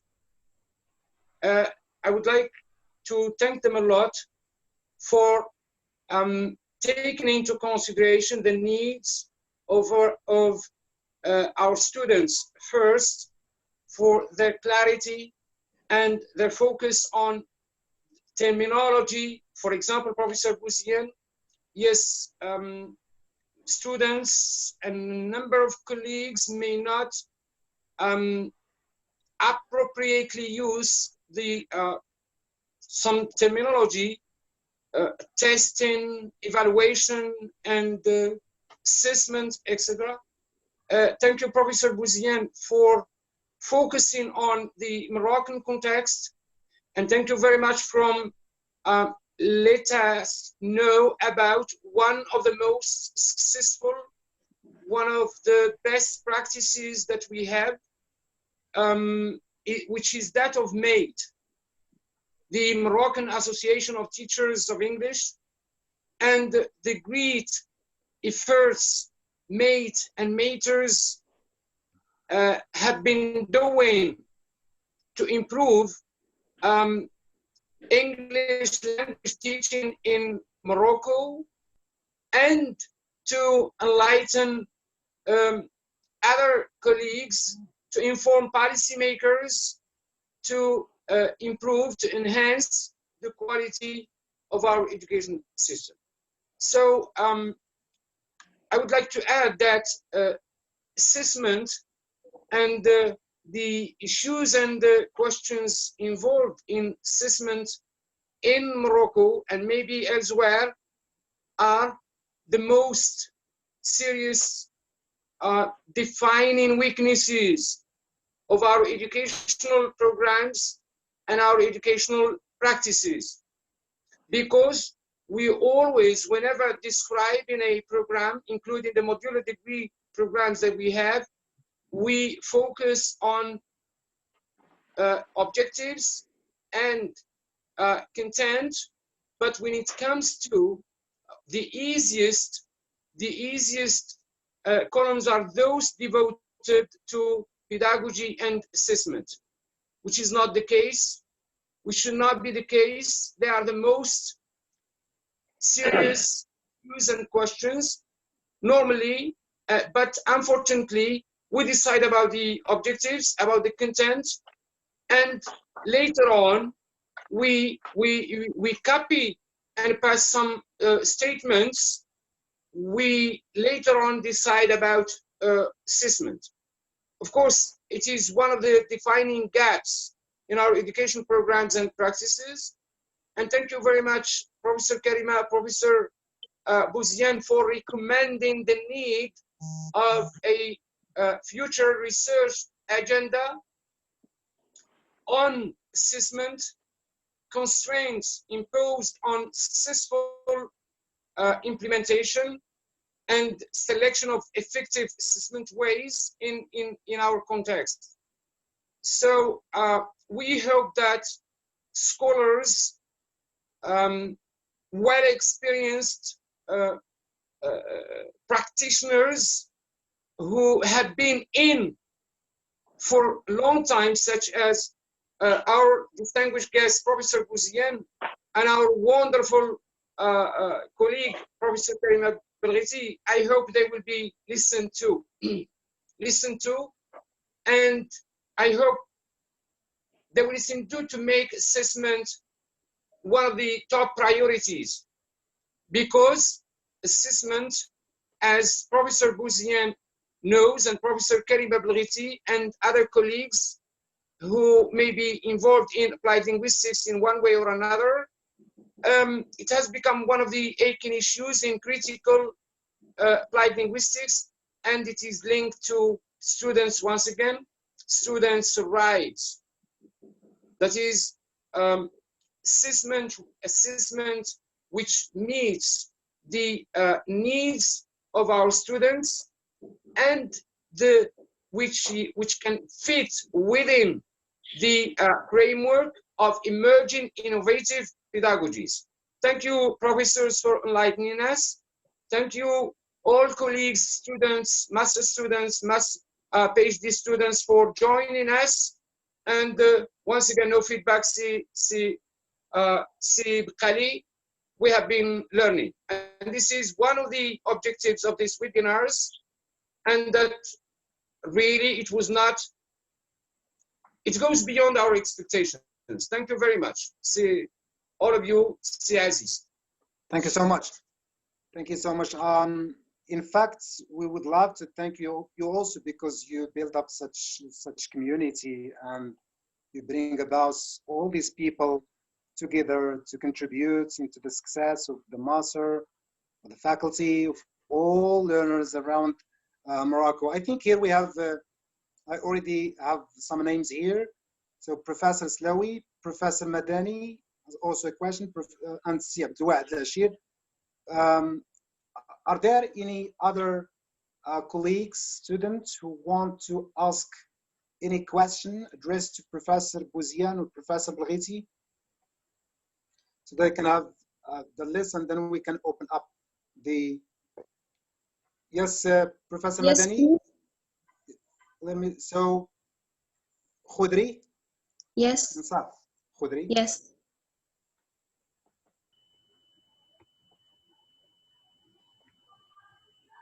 Yes. Yes, please, Professor Khali, could you write my name? Sure. Bil Hassan. Yes. Okay. Professor. Yes, Professor, I have a question too, please. Sure. Iman Slami. Yes, thank you. Yes, Professor Karim, please. Okay, just hold on.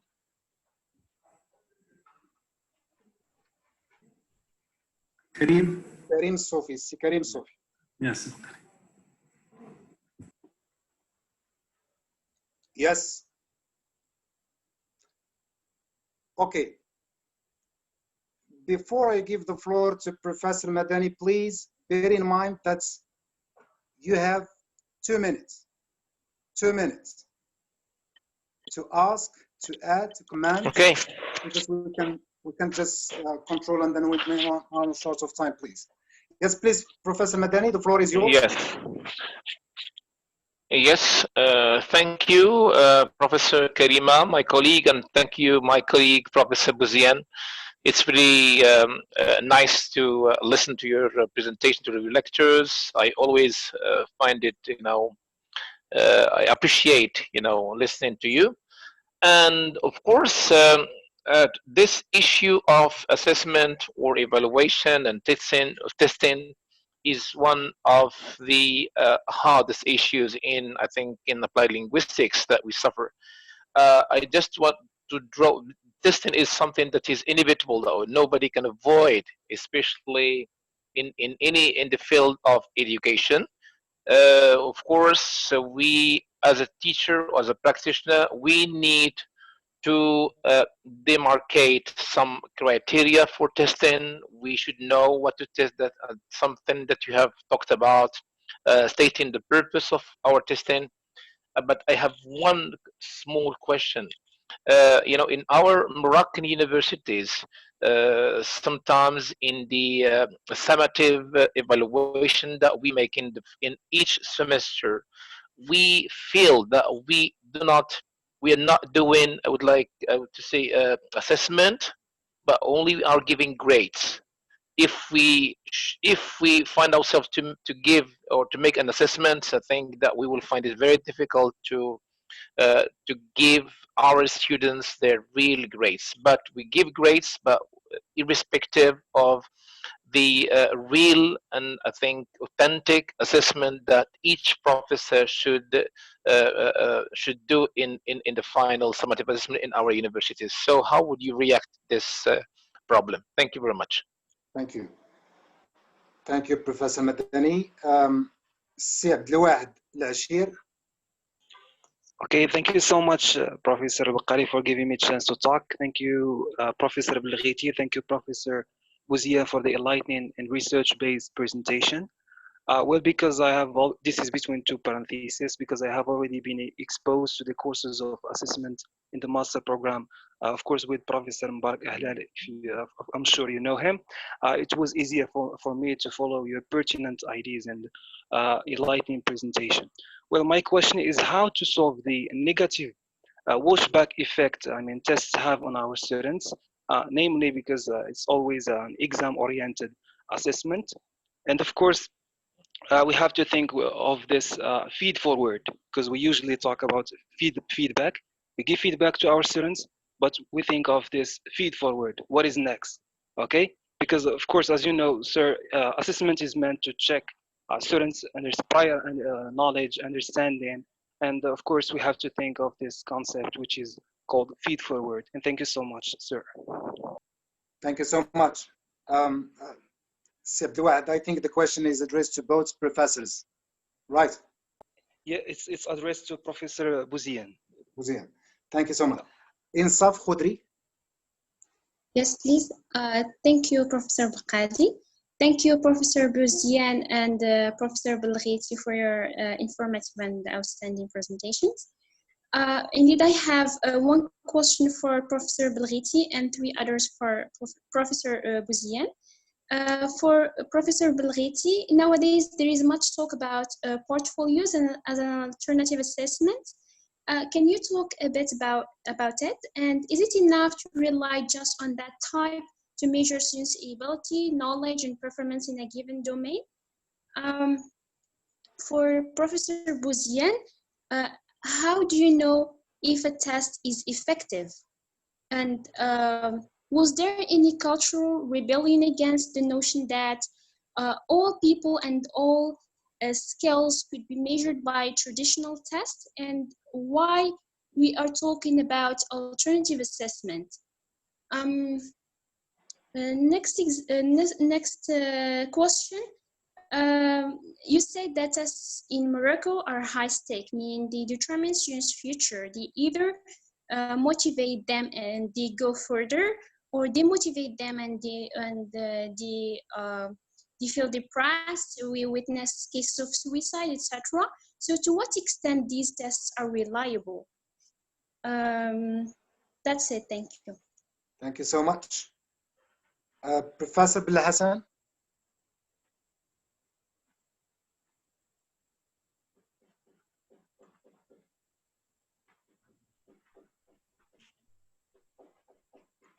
Abdellah Hassan. Yes, sorry. I said hello, everybody. I hope you are doing well. Do you hear me now? Yes, go ahead. Thank you very much, Professor Bouziane and Professor Belghiti, for your informative presentations. You enlightened us with very promising issues related to assessment. My question is directed to Professor Belghiti. Why don't higher education institutions encourage alternative assessment as a general form of assessment instead of summative assessment? And how can alternative assessment work, especially with the undergraduate classes, big numbers of students? Thank you. Thank you so much. Iman Slami. Yes. Hello, everyone. The floor is yours. Yes. Thank you. So I am first very grateful to Professor KARFA for this very new experience, which is helping us a lot benefit from very competent experts in the field of applied linguistics. I am grateful to Professor Belghiti for the very instructive and insightful presentation. And I'm really glad to meet Professor Bouziane again, from whom I have learned a lot in the ICT's webinar and I'm still learning from. Special thanks to all the professors and students who are contributing to this webinar series. So, Professor Bouziane, speaking of cheating, before thinking about how to stop students from cheating, don't you think that it is important to have first a full understanding of the reasons why students cheat? So as Neil Tyson, who is an astrophysicist and an American author, once said that when students cheat on exams, it's because our school system values grades more than students value learning.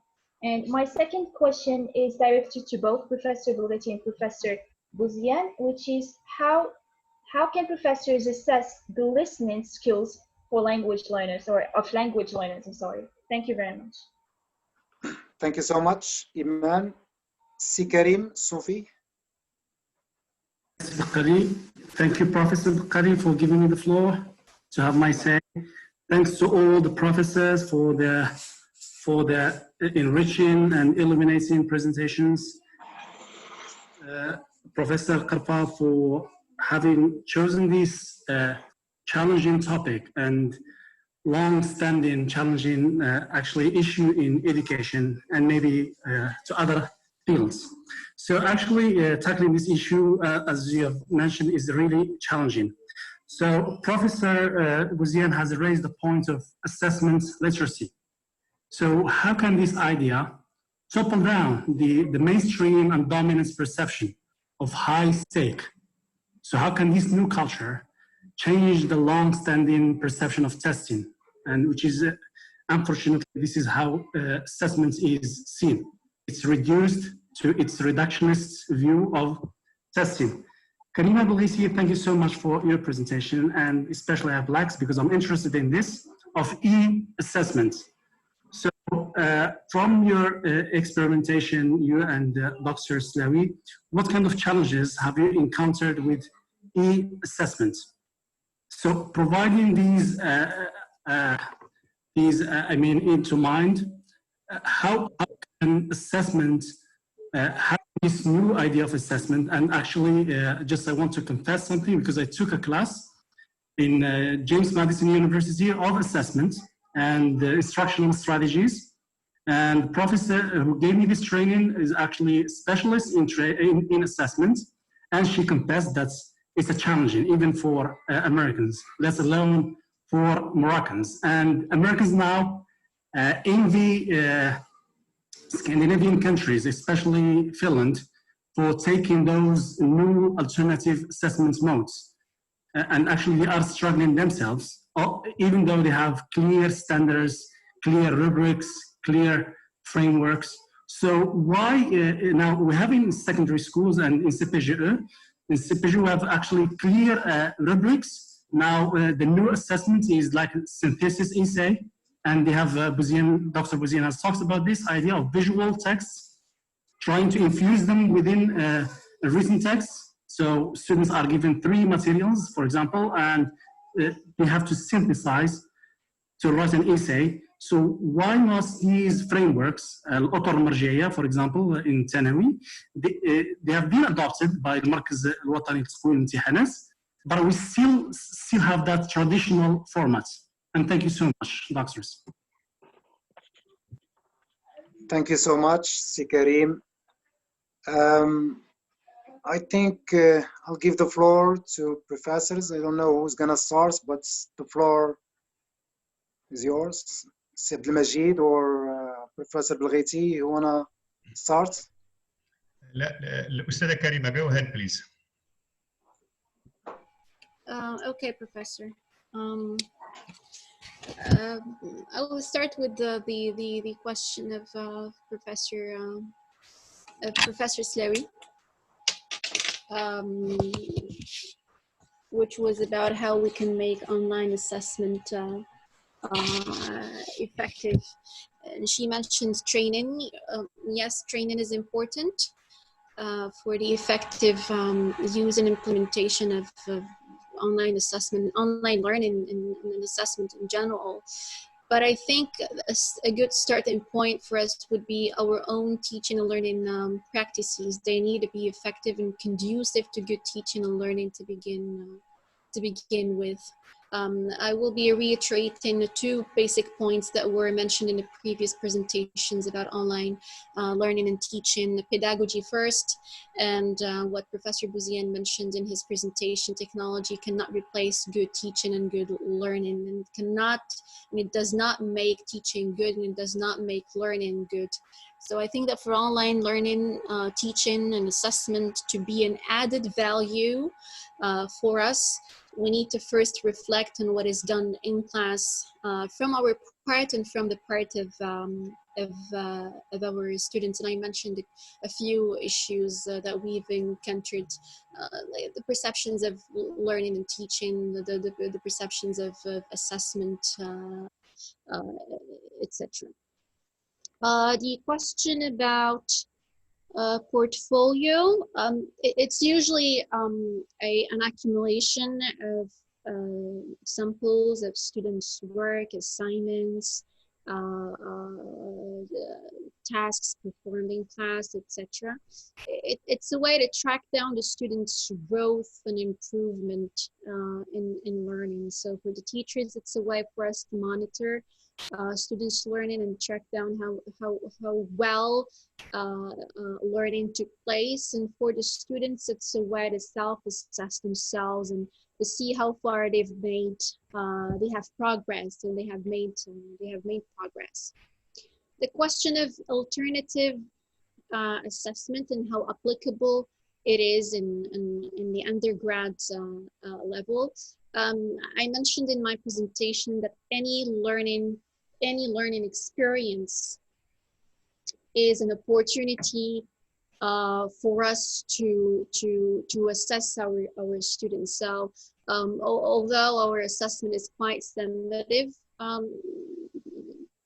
in nature, but we rely on the final exam, but there are ample chances for us during class to continuously assess the students.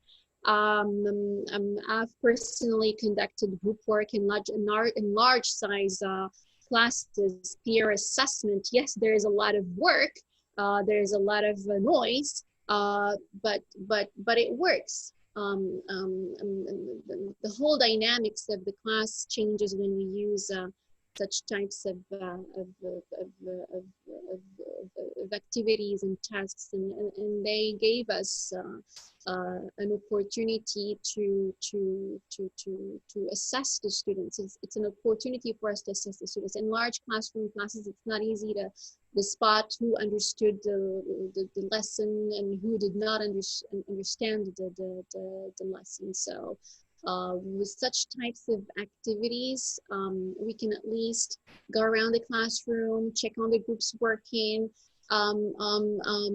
help guide, assist them in whatever they are doing, and see if they're having any issues, and see how we can assist them in dealing with those issues. So yeah, these are the questions pretty much that I got. Yeah, thank you. Thank you, Professor Karima. You're welcome. Thank you, Professor Belghiti. Thank you so much for answering the questions. The floor is yours, Professor Bouziane. Thank you, Aziz. I'll, in my reactions to the questions, I will try to cover all the questions that have been asked. And then I will start with the question by Professor Slawi, who said why researchers avoid in Morocco are not interested in testing or avoid testing. This is not a phenomenon just in Morocco, but it's a phenomenon everywhere in the world. So people, most researchers do not get into testing. And for me, it's because of, I mean, I'll tell you why. And they will give you an example from higher education, just to understand the reasons why people avoid assessments or doing research in assessments. It's simply because it requires knowledge of other disciplines, particularly psychology, and the most important thing in assessment is statistics. If you don't master figures, you cannot talk at ease. No, I underline at ease about the feedback. You cannot talk about the washback effect. You cannot talk about these things because these things are measurable, and they are measurable with robust figures. It's not just descriptive statistics, I should say. No, it's beyond that. And because of these things, well, even in applied linguistics, we have just a kind of handful of people. I mean, we don't have a lot of people who have written. Many people have written about teacher training. They have written about classroom management. They have written about learning the teaching languages. But there are only few of scholars who have written about testing. And therefore, this is a kind of universal phenomenon. It's not just typical to Morocco. I will give you just one example. If we want to apply good assessment practices in higher education, let's tell you where we should start. We should start at the beginning by every module to have learning outcomes. And you know that in order to describe learning outcomes, it's not an easy task, because you should use specific verbs. Those verbs must be measurable. Let me give you concrete examples. If you say a learning outcome of a course is to understand, I will already reject that. To understand, I cannot measure to understand. But if you say to produce something, I know that the students either can produce or can partly produce or cannot produce, and in this case, it's measurable. And the use of those verbs have, we have what we call, I can't remember what command terms. The command terms, those terms by which you already know. When you ask students analyze, we know what to analyze means. When you ask evaluate, you know what to evaluate means. So it's even the choice of verbs is very delicate, let alone what goes with the concepts related to testing and assessments. With those learning outcomes again, so every module must have learning outcomes, and every module must assess each of the learning outcomes, and that's what Karima, what said Karima when she talked about constructive alignment. Constructive alignment means that you have learning outcomes and you have questions. For every question, you should understand that it assesses learning outcome number one. The second question perhaps assesses learning outcome number two. The third question assesses learning outcome 1 and 2, etc. So how look at or I just think about how tedious and how hard it will be if we go into that process and every module, and again, those questions or those learning outcomes must be evaluated by somebody else, because you might understand something, but it should be clear for somebody else. So that's double checking, etc., is also a must.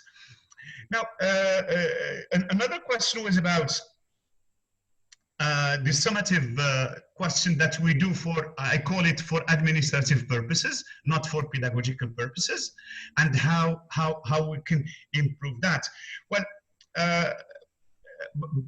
by the way, if we can improve continuous assessments, we have already gained something.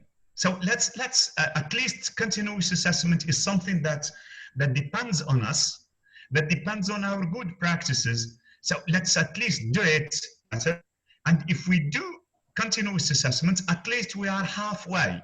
We have half good practices in assessment. If we have the other half that is not as good, well, at least we have gained something. And by the way, with this, talking about this year I have something like 30 students working. I'm leading a research study on alternative assessment, on assessment and how the students in higher education see that assessment literacy.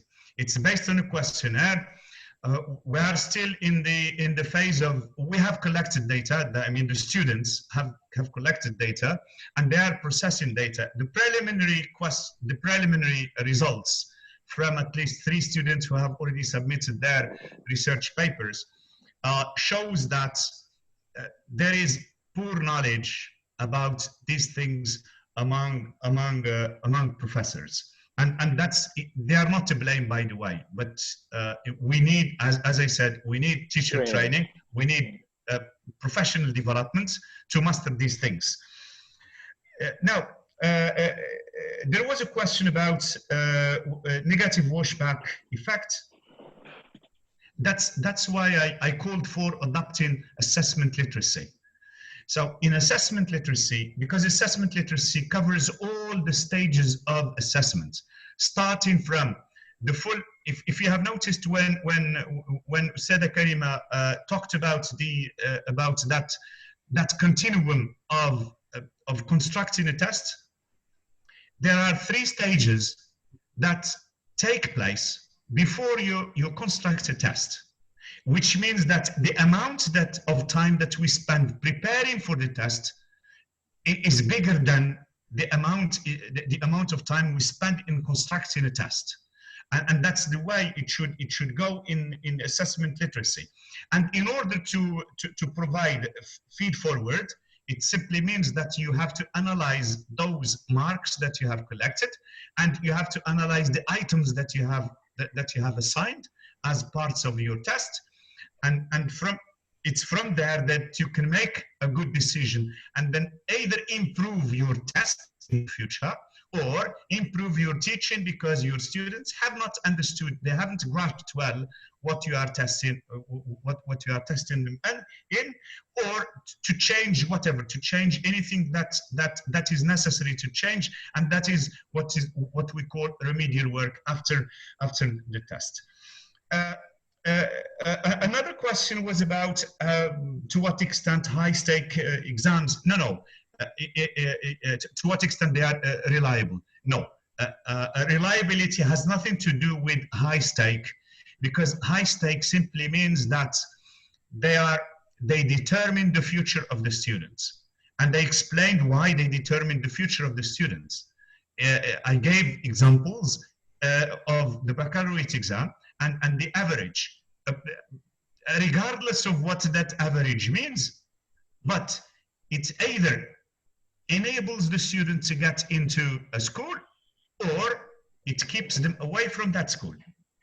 So, I mean, that's what high stake, but the nature of the test is different. The nature is that it must be reliable and it must meet the 6 understandings that I have mentioned by Popper.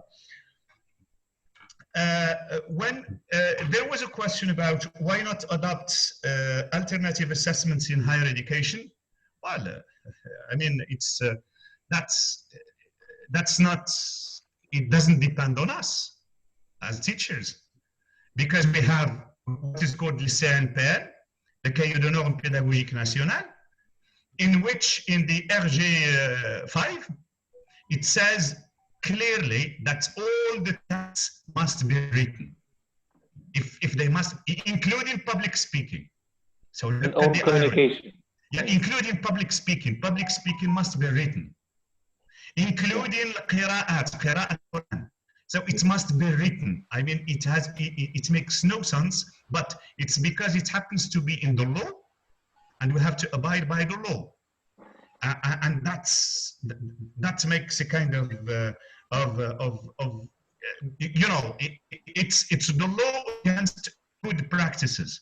We cannot change the law at our level, but we have put remarks. We have written to the ministry. We have done everything we can to open it up a little bit, at least for those.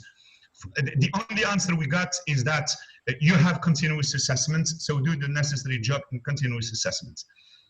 Another question by Iman, I guess, was the reasons why students cheat. Well, I mean, that's why I said it is becoming legitimate. It's being legitimized. It's because there are various reasons that make students plagiarize or cheat. One of them is the social pressure, be it from the family, be it from the peers, be it from oneself as self-actualization. We understand all these things. The other things that were raised, particularly in the Moroccan questionnaire, is that everybody cheats. Why not me? I mean, it's a kind of common practice. Why should we exclude the students? And here, I was not. I mean, when it comes out as an article,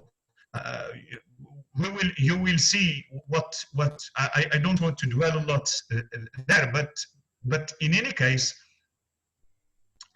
we have come to a kind of conclusion that it's all the same in Morocco and in the US. I mean, it's not. We cannot say that in some systems it's better. But cheating is a kind, and plagiarizing is a kind of universal phenomenon, and everybody is trying to combat, or at least to reduce their effect, whether we succeed or not. That's another issue. Yes. So the last question was about how we can change the testing system. Again, it's not us. It's up to the decision makers. What we do as researchers, as you know, we put recommendations. We show where it doesn't work. We send, if we are not happy, we send things to those parties, to the concerned parties, and that's all we can do. But again, if things are taken from at the top level, at the higher level, that will be better, because as my colleague and friend Madani said, it's a kind of inevitable. Testing is an inevitable act, no matter how bad it can be, but we have to adopt it. We have to do it because of pedagogical purposes and because of educational requirements. It's not something that we have chosen, because after all, I understand, so I say it here and loudly, that any test is not fair to the students. I mean, we are just approaching to fairness. Yeah. We are not being fair. We are just approaching to it, because the means of testing do not at all reflect the reality of what we do with what we have learned. Let me give you an example. If we are testing reading, for example, it's just an example, reading. We have never somebody who gives us reading or comprehension questions after we read something. Which simply means it's not realistic. It does not duplicate reality. When we react to a text that we have read, we never react to it in the same way we ask students to do, because what we ask the students to do is, what are the main points in that text? can you give me something that is similar to this in paragraph 6? We never come across this in life. What we come across, if somebody asks me about a text, what is my reaction? My reaction is this. I say, oh, I find it very interesting because there are things that I didn't know, and now I know them. Do we test students in this way? This is the real practice that we do outside classroom, but because we pretend that the classroom is preparing a student to operate outside the classroom well, we're not doing it well in terms of testing, because we're testing things that the students will not need outside the classroom, or that at least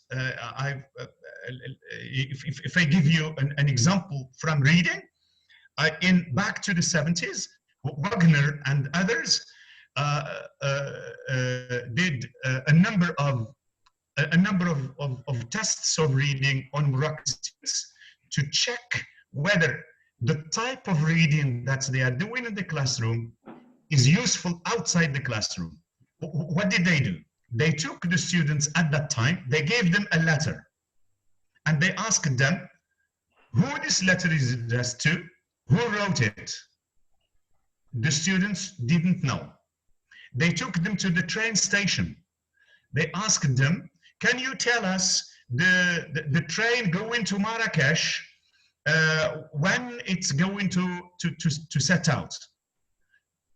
No answer. They took them to the bus and they asked them to read those, those notices, small notices on the bus. They didn't know what they mean. And they took them to the traffic signs. They didn't know what the traffic signs mean.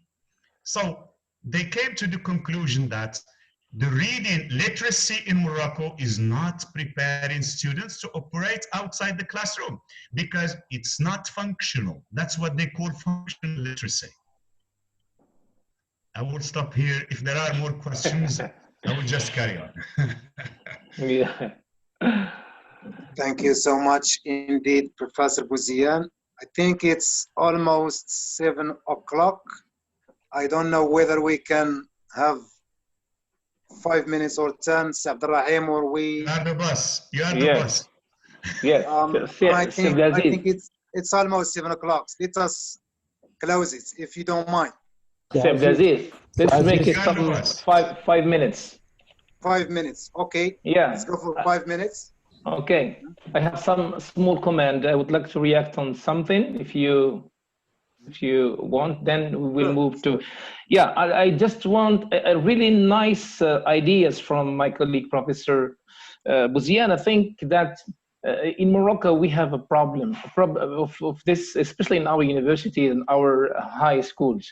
So I just want to tell you about one of the, not experiments, but experience, you know, that we so often follow in our master program, LCS, especially when we want to make an evaluation of the, I would say, of the test, you know, of the entry test, okay? So often we resort to one of the wonderful techniques that is known in the field of communication, which is intercoder reliability. It's like something like double correction that we do proceed, and we do it because we should admit that correcting, for example, a test always involves such a the subjectivity of the teacher, okay, or of the professor. So it would be preferable sometimes to resort to some techniques to make it more objective and reliable, which is double correction, for example. Let alone if we have 3 correctors making into practice this intercoder reliability.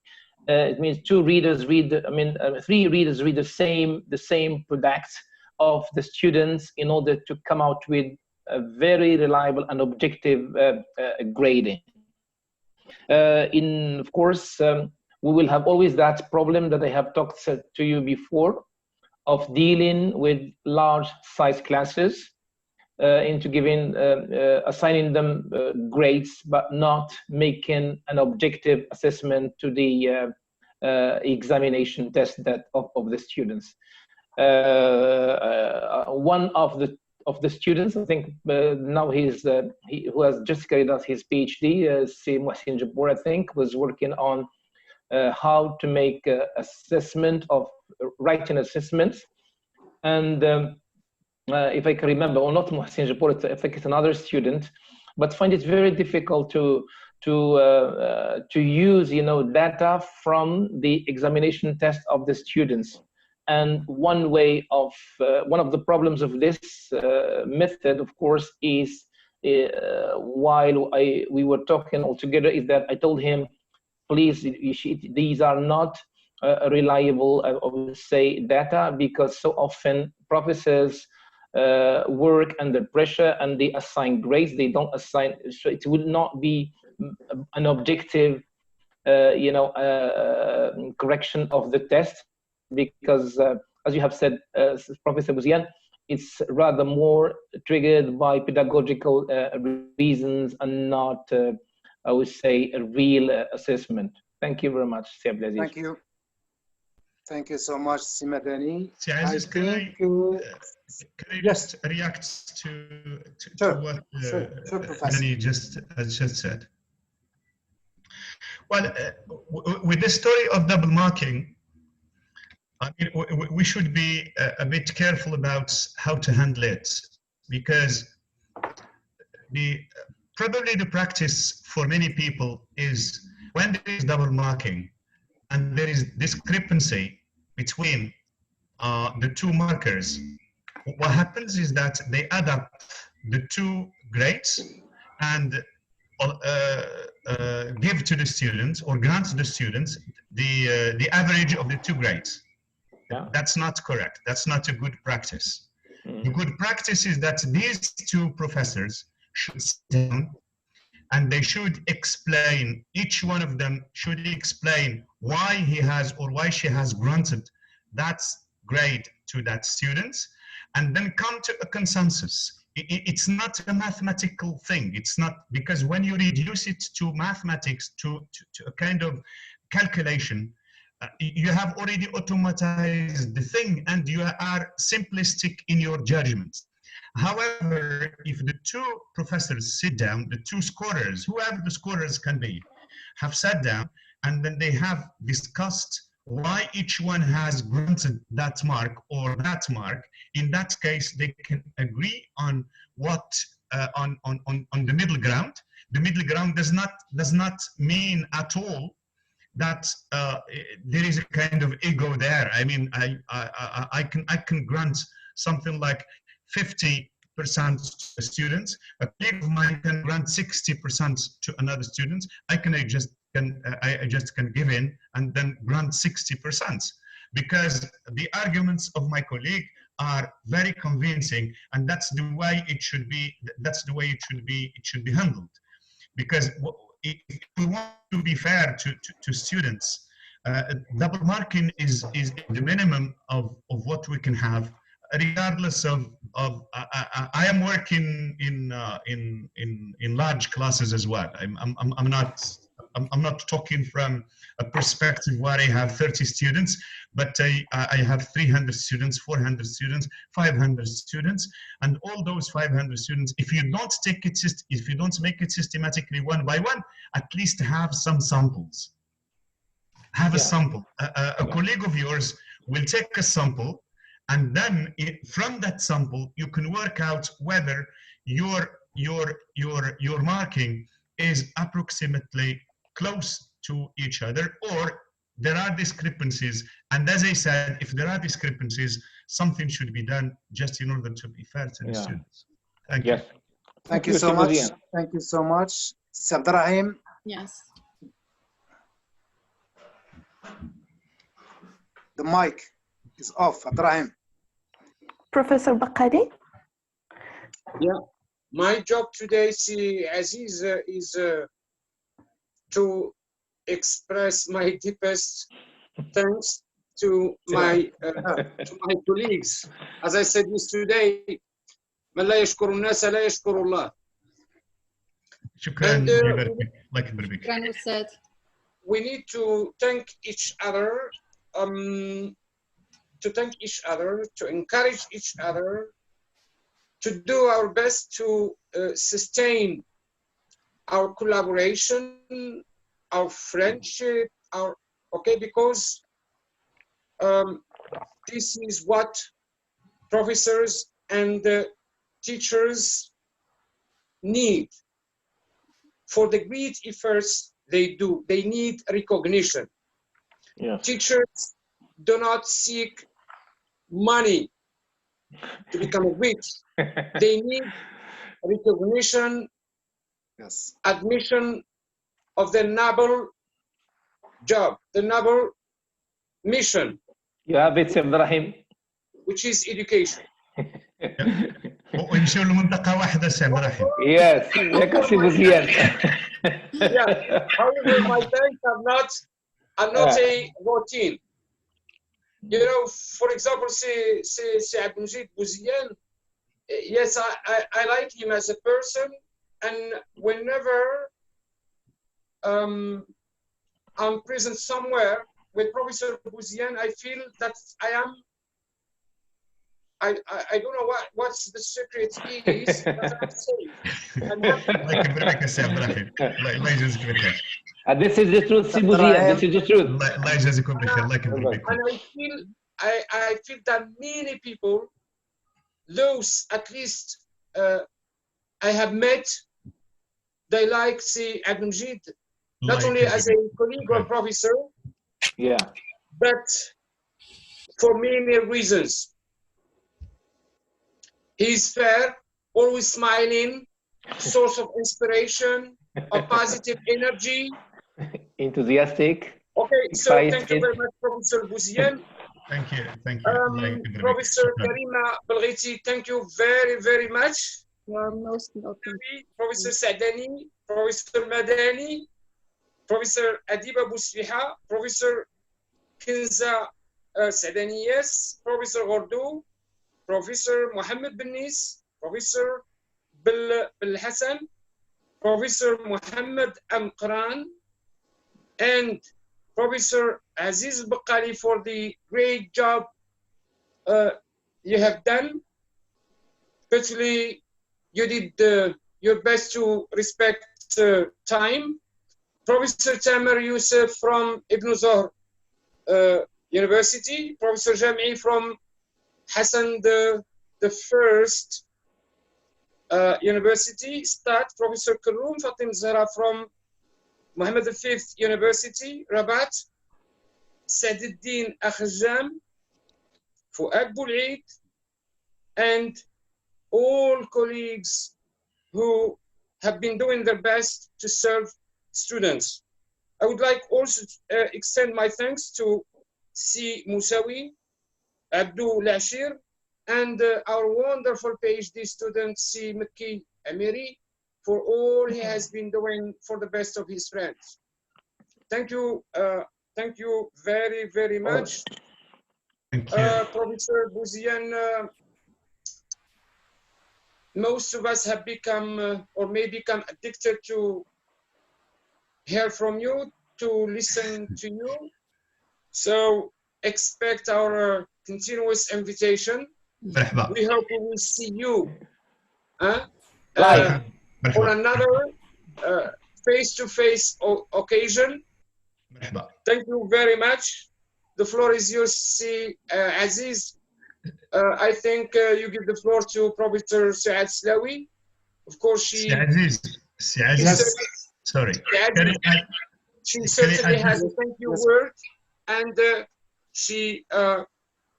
it's up to her to close up this. Thank you, Abderrahim. Next Monday, we have another meeting with Professor Trimas Naima on mother tongue use in second language and foreign language classrooms. Thank you so much. Thank you very much. Thank you all. Yes, Professor Slawi. The floor is yours. Yes. Okay, thank you very much, Professor Kali. So great thanks go to our wonderful speakers for their enlightening and excellent presentations that have highlighted critical issues that are really puzzling us at the current situation concerning e-assessments as well as other different types of assessments. What I liked most in these two presentations is they're being based on research carried out and also findings relied on in the Moroccan context. I really admit that we have learned a lot from you. We really learned a lot from you, sir, sorry. And the many issues you tackled either in your talks or in your debates will certainly pave the way for many scholars and students for future research on this issue of assessment. So big thank you for you both, for our students, our guests, our audience, and I also congratulate my colleague and friend, Professor KARFA, for this very, very positive and excellent initiative. Good luck with the rest, inshallah. See you then on Monday, inshallah. Thank you. Bye-bye. Thank you. Thank you so much. Thank you so much. Thank you so much. Yeah, probably there a are. pleasure presenting with you, Professor Bouziane. A pleasure and an honor. The pleasure is mine, Sada Karima. Very much. I have made a presenting with a great scholar and expert like you. It's a very honoring and humbling to me. Thank you so much. Like Rebecca said. Myself, I would love to thank you, the good speakers, Professor Bouziane and Professor Belghiti. I think Professor Abderrahim has already thanked most of the professors, but I think there are some professors who showed up here, but they really with us. Professor Yusuf Botar from Casablanca. Yeah, I would love to thank him also. I would love to thank all the students, PhD students, master students. Thank you, Professor Bouziane again. Thank you. Immensely thankful. Yeah, thank you, Professor Belghiti. Thank you, Professor Abderrahim again. Thank you, Professor Slawi. On your behalf, I would love to thank all the students attending the seminar. Good luck for everybody and take care. Thank you very much. Bye-bye. Thank you very much. Bye. Bye. Thank you very much. Thank you very much, Khalid. Thank you. You're welcome.